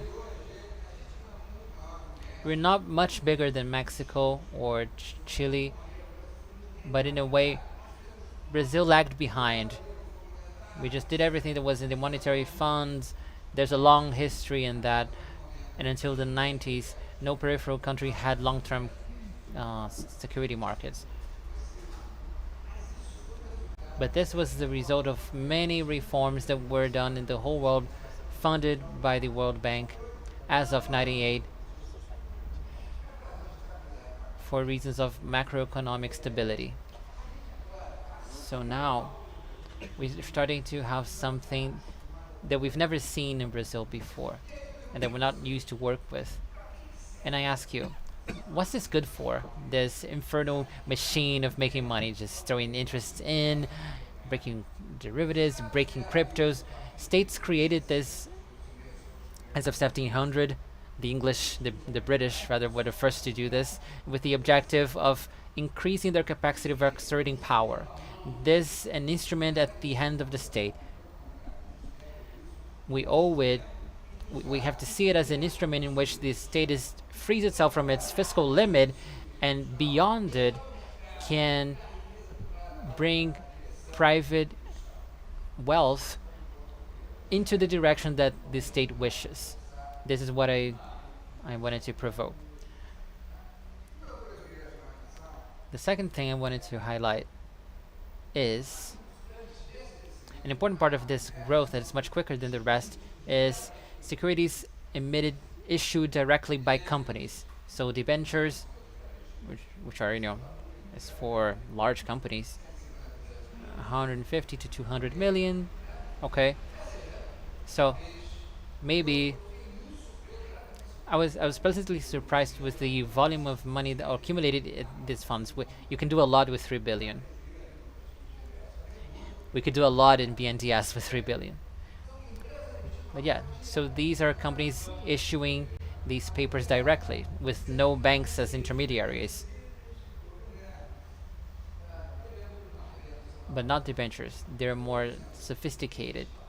But issuing these papers, this will be important for my my latter point. So what is this? What is this long-term market that we created in Brazil? It is very interesting because uh, it has many things that are not in the traditional literature. It has deadlines around uh, that. So most of that money was not for investment. It was to refund liabilities from companies. Thanks to our wonderful interest rates, they were in debt. The interest rates dropped, and they launched new debts to be able to get that interest rate. So yeah, very little investment in that. So investment in supplies. That means that the big asset managers purchased, and this was not distributed to society. And it is an instrument that in the literature we call private placement, allocated for 50 people, give them a lot of money. So imagine if we had the possibility of providing bigger supplies, reaching more people, reducing spread costs, and add the benefits of these high interest rates to the population. This market could take a much bigger dimension. Despite these good news, there's more to go into. Why did this take place? It was the case in England in 1700, and it's the same with us. Interest rates dropped substantially for the first time, probably in your lifetime, in mine as well, and I'm much older than you. And we had never seen anything like that before. It quickly jumped back. That meant that the market started shrinking. And if you look back, you can see the drop at the end. That's the October 12 months data. The market is already shrinking. That doesn't necessarily mean that that's an issue. It could be an opportunity. Okay.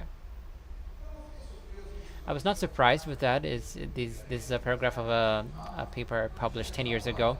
In the regulatory point of view, Brazil is the same as many other places in the world. Our papers have the same quality. The issue in Brazil was the interest rate. High interest rate made nobody wanting to go into debt, and those who had money, they just purchased the government securities. But then it changed. The companies started issuing papers to pay for their liabilities, and the asset managers started to seek private papers because it provided a better rate. That's the dynamic of the virtuous circle that built this market, which will face issues going forward because companies will not continue to issue securities, not at least at the magnitude that it did previously. And those who put money in there, they will want their securities. So if we can occupy that gap, which will take place in the market going forward, maybe we'll have an opportunity for the government. Not to add to public debt, of course.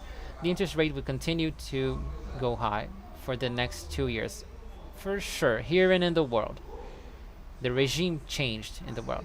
Secondly, the CVM just changed their supply regulation. There will be more competition. It will be easier to launch and issue securities. And third, they took the certificates of receivables from real estate and opened it for everybody. We're calling them generic certificates. So the bakery from Maricá, the small companies from Espírito Santo will be able to do that, and in a much less costly way than issuing a debenture. That's happening now.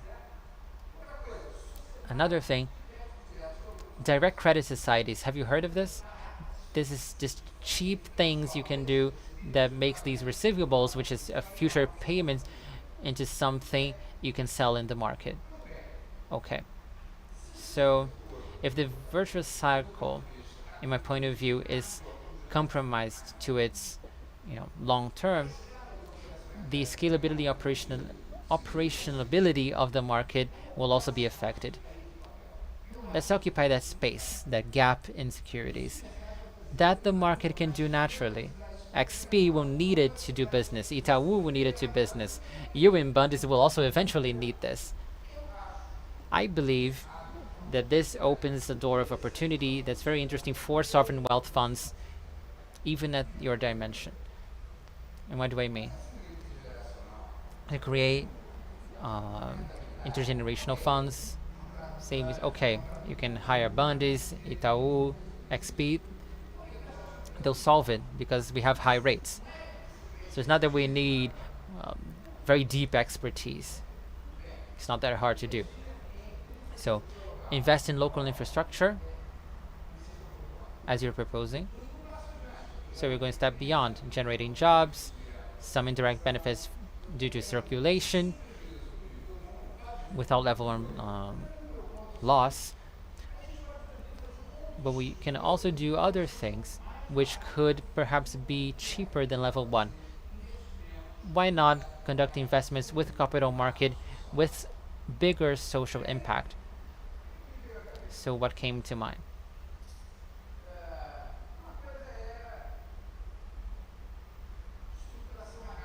Quicker structuring. Certainly in Espírito Santo, in Maricá, in Rio, people need capital. With the interest rates we see in the banks, they're high and they will continue to be high.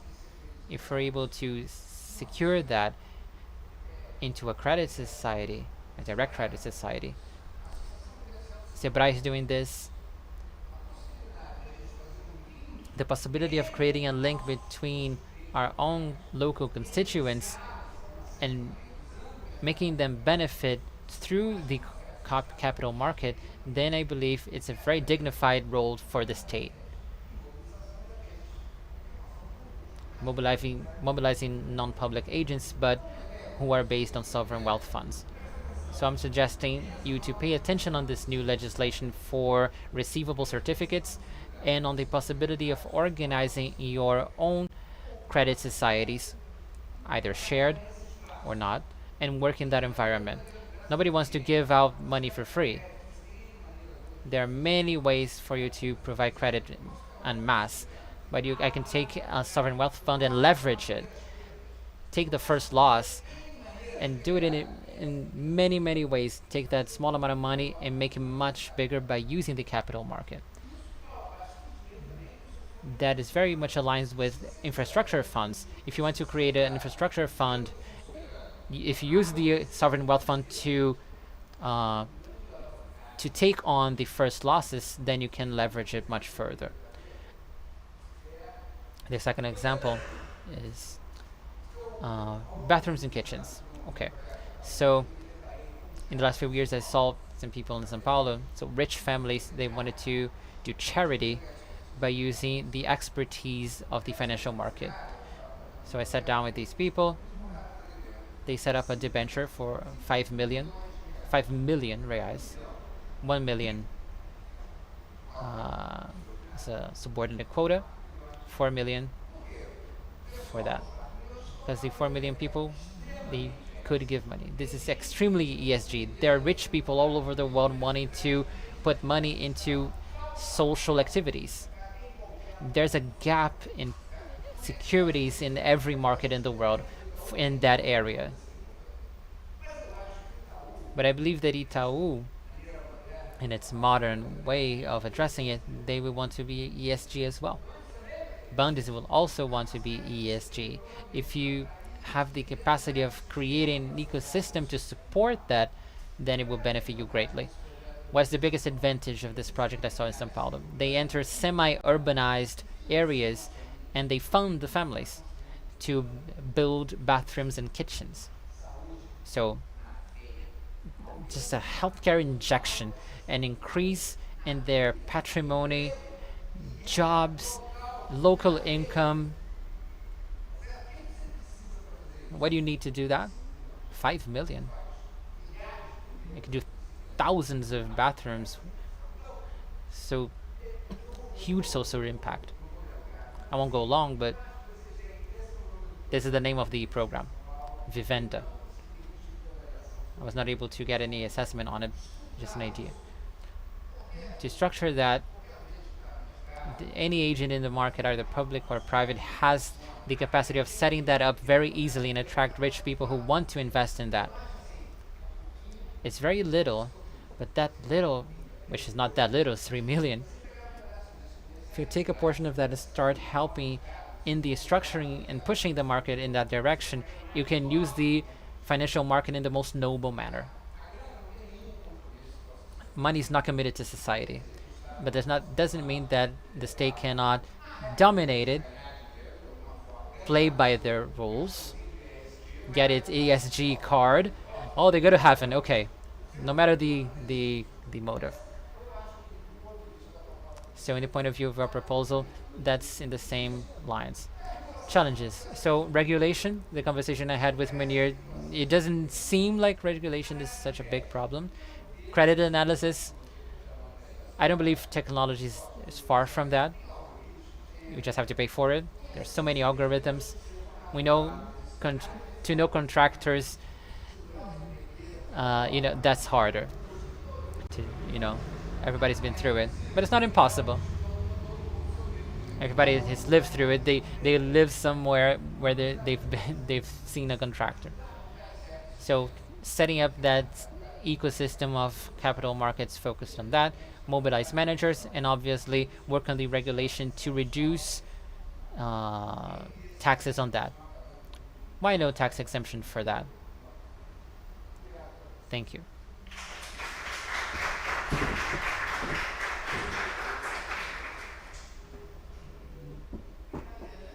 Thank you, Eleni, for your enthusiasm. It wins us over. And yeah, it's a very positive perspective on the financial system. But I believe it's important for us to, highlight how the nexus of development of the financial center and economic development needs to go together, One thing cannot move without the other. You can't push one forward without the other. And the creativity, the financial innovation can work in favor of society, thinking in that long term, which I believe is a very important issue. So yeah, I know everybody's tired, but with both of their provocations, I just like to open the floor for any questions or comments.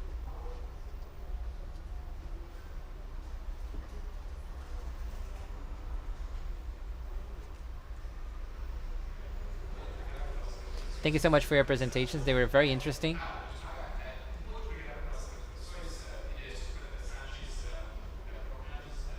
They're very provoking in the best sense of the word. I'd like to ask Hernani. Also, actually, wanted to ask many questions. Just a curiosity of mine. When I got here, I was very impressed with the ample interest in debentures, especially. It seems like the catchword here. It seems there are calculators, the Brazilian bond calculator, and there's bonds and debentures. And that seems like a specificity of Brazil. And I'd just like to ask, in your opinion, why is there so much interest in debentures, especially in private placements? Okay, so private placement is an anomaly. 99% of all of the long-term security investment in Brazil is done through private placement.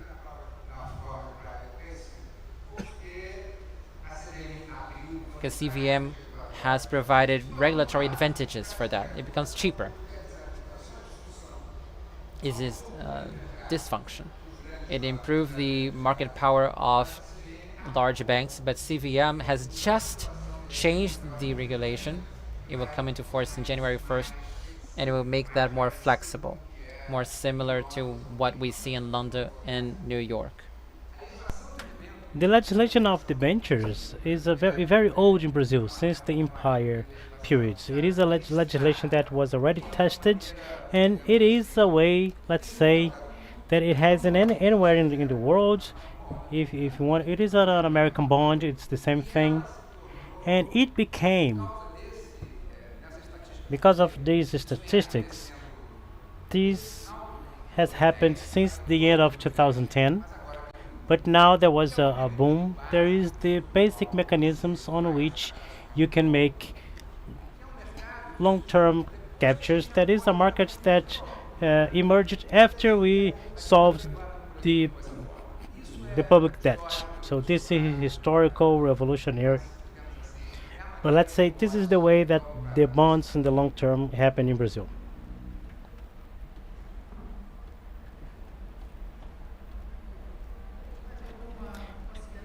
Any other question? Well, if we don't have any other question, I think we can. Would you like to say something? Okay, Fernanda has a question. Thank you. I don't know if anyone else wants to say something before. I think you have the right. But actually, I want to ask a question to Fernando, a question that I should have asked it for a long time ago. So, how the regional banks of development would be in this context of this agency of development? How would be the coordination and what is the role of the federal government? Because the bottom up and up down has this factor of coordination. How would that work?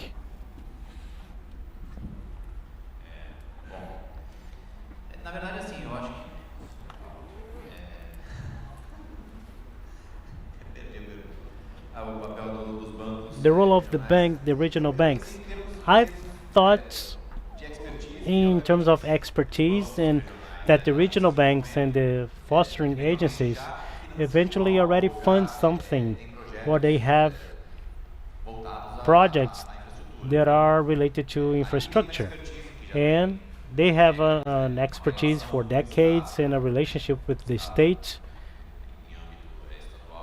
in the state level or in the municipal level that would allow this agency not start from scratch. We cannot start an agency from scratch. We can have a critical mass and the possibility to address answers to real problems. In the case of the federal participation, in the future of Lula administration, I think you have the role of making the hybrid regime to be perfectly leveraged because that way you can from the BNDES, but not only the BNDES and all the ministry level, you can bring contributions and accommodate interests and create mechanisms that doesn't exist yet so that gain more visibility. So when you talk about bottom-up models, we are thinking about specific regions or in Basque or in the north of region of Italy where the central government didn't have any interest in developing that region where it had in special bonds and economic delays and they created these mechanisms. That's why I'm putting funds as part of this institutional and financial framework.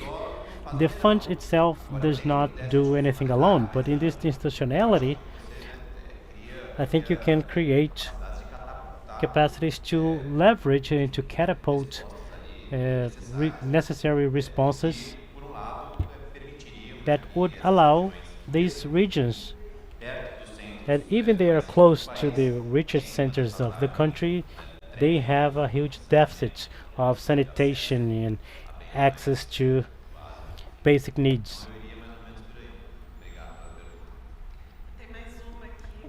I have one question from Luis Fernando. It's not my question, but it's from Luis Fernando. who is in YouTube, and Luis Fernando is asking where would the resources of the subnational uh, sovereign wealth funds would come from? The royalties of the states or the federal government? Where the resources of the fund would come from? This is the part of the royalties or the special participation associated with the states and municipalities. From this part, the states are constituted. The part of the federal government, we don't have anything, but why not? But we have a considerable amount of the royalties that go to the central government, so they could contribute somehow. So thank you, Luis, for the question. Somehow he gives the answer to his question. So this is a way for the federal government to contribute to this agency. Okay, so I think that we can close this session in the second seminar, and I believe that many of the questions, the objective was exactly that, to open a lot of debates, because this is going to build an agenda of research, and we will try to organize the participants of the forum currently can have many elements to structure new agendas and organize, obviously, future meetings. Because this is the second of a series that we are going to carry out, and we hope that will prosper with good results. Today we are only in the ideas, we are trying to level the grounds and to understand how we should act on these assets, to use Paula's words, but I think that was very clear if you followed our seminar, how many not trivial things are posed, and we have a lot of challenges, and this is what motivates us to continue our line of research. So once again, I want to thank Hernani and Fernando and all the audience here or in person and online, and I can close the event. Do you want to say something? So I'd also would like to thank you and give a round of applause to our moderators. Now I invite all of you to take your seats in the audience, and let's hear the final remarks closing the event. We're just going to wait for you to take your seats again.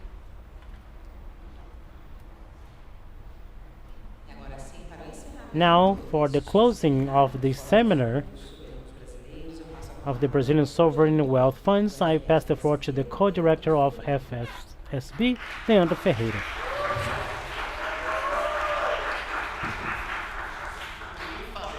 I didn't even speak.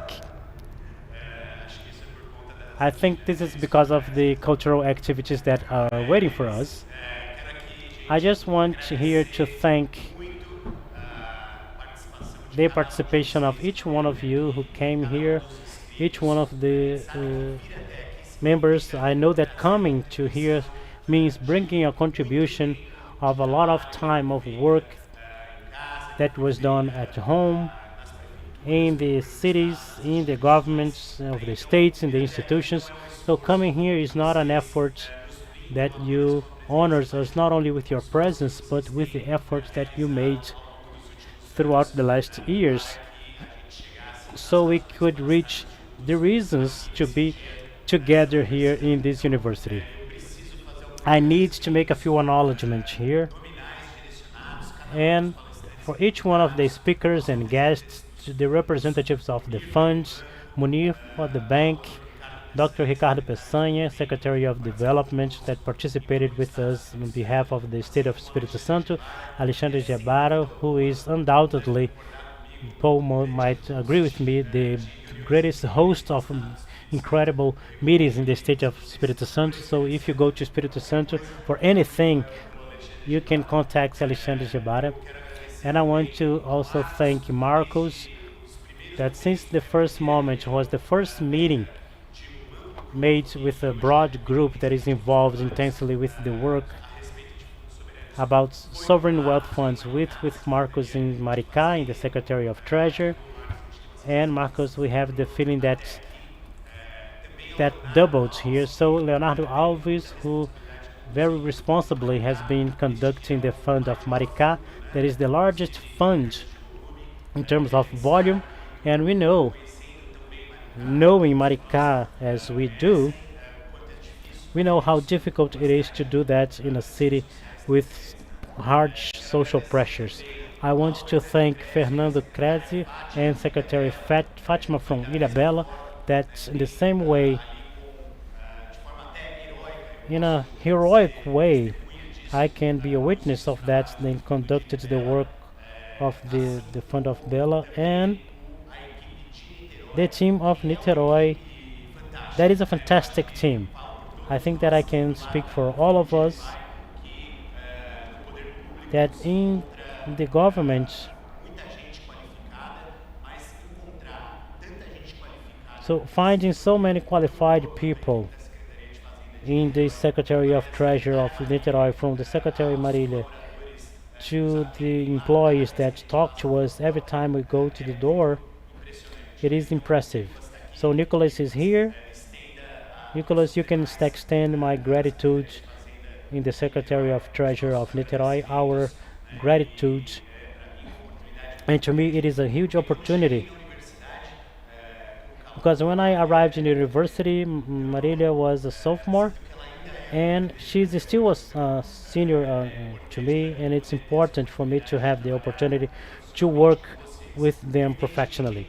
Of course, it's important to thank all the mayors who handled these funds so far,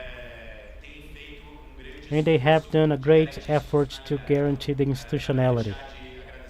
So I want to mention Fabiano Horta, Toninho Colucci, Axel Groel, and Rodrigo Neves, who started this work at the time, and the governor Renato Casagrande, who I had the pleasure to work with specifically in the Federal Senate, and he's an incredible person. I also want to thank our newcomers, contacts from Minas Gerais, especially represented here by Flávia Magalhães and Camila Siqueira. Each one in their municipalities that have struggled to bring more institutionalities to the efforts of creation of the funds, but I want to thank more especially the Mayor Claudio, who was with us since the end of this morning, and we know how meaningful it is for a mayor to be in the municipalities. I worked in the municipalities before, and I know the fact that the city has moved to another city or has traveled to another city, so I hope you can carry good news to your city. Thank you for your presence.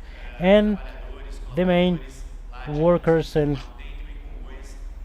employees and Congonhas and Conceição de Mato Dentro. So for us, it is a joy to receive you. Leonel Pessoa, Leonel is here, who was here with us this morning. Paula Nazaré, that gave an interesting contribution, that it is a challenge to all of us be able to work on that. And our teams from UFI, JFI, that also has shown a team that in all the collaborations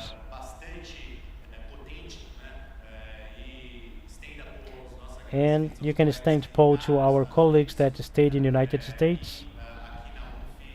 And here at WOOF, I think Professor Carmen is a representative of all of us in these gratitudes. It's important also to thank the team of UFRJ in the Forum of Science and Culture, especially Karina and Marcelo, who contributed for this event to happen, and including the janitor office of UFRJ and Alonso and Sandra. I don't know if they are here, but they are part of this team. And I want to thank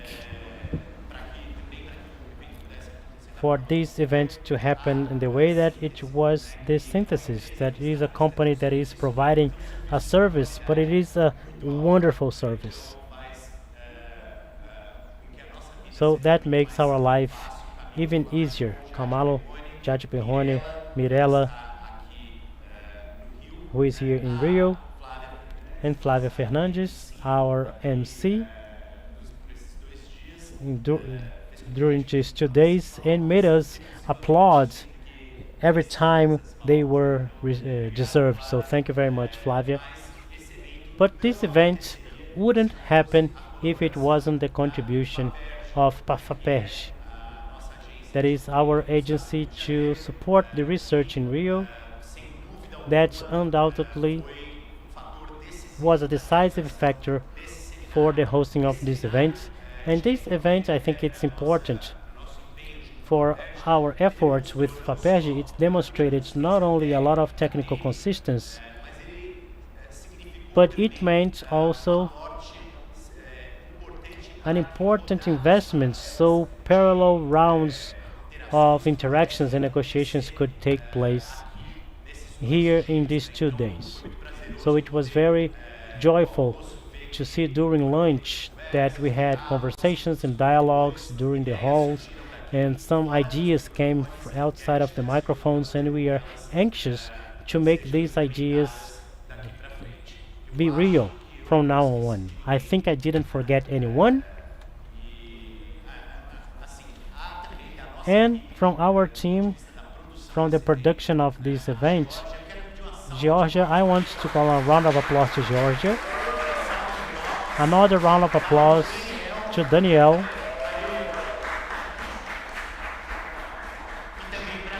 And also to Nayara, who recently joined us. And especially I need to apologize for giving so much work to you. So I hope that you can forgive me and you can continue from now on to have more joint initiatives. Adam, you are welcome in Rio. You still don't have all the level of Brazilianism of Paul, but you will get there. I don't know if Victoria already left, but I want to thank her if we made the effort to go to these events in the country. It is even more meaningful when a person comes from other countries to participate in these events. This is the case of Victoria, that she has another trip.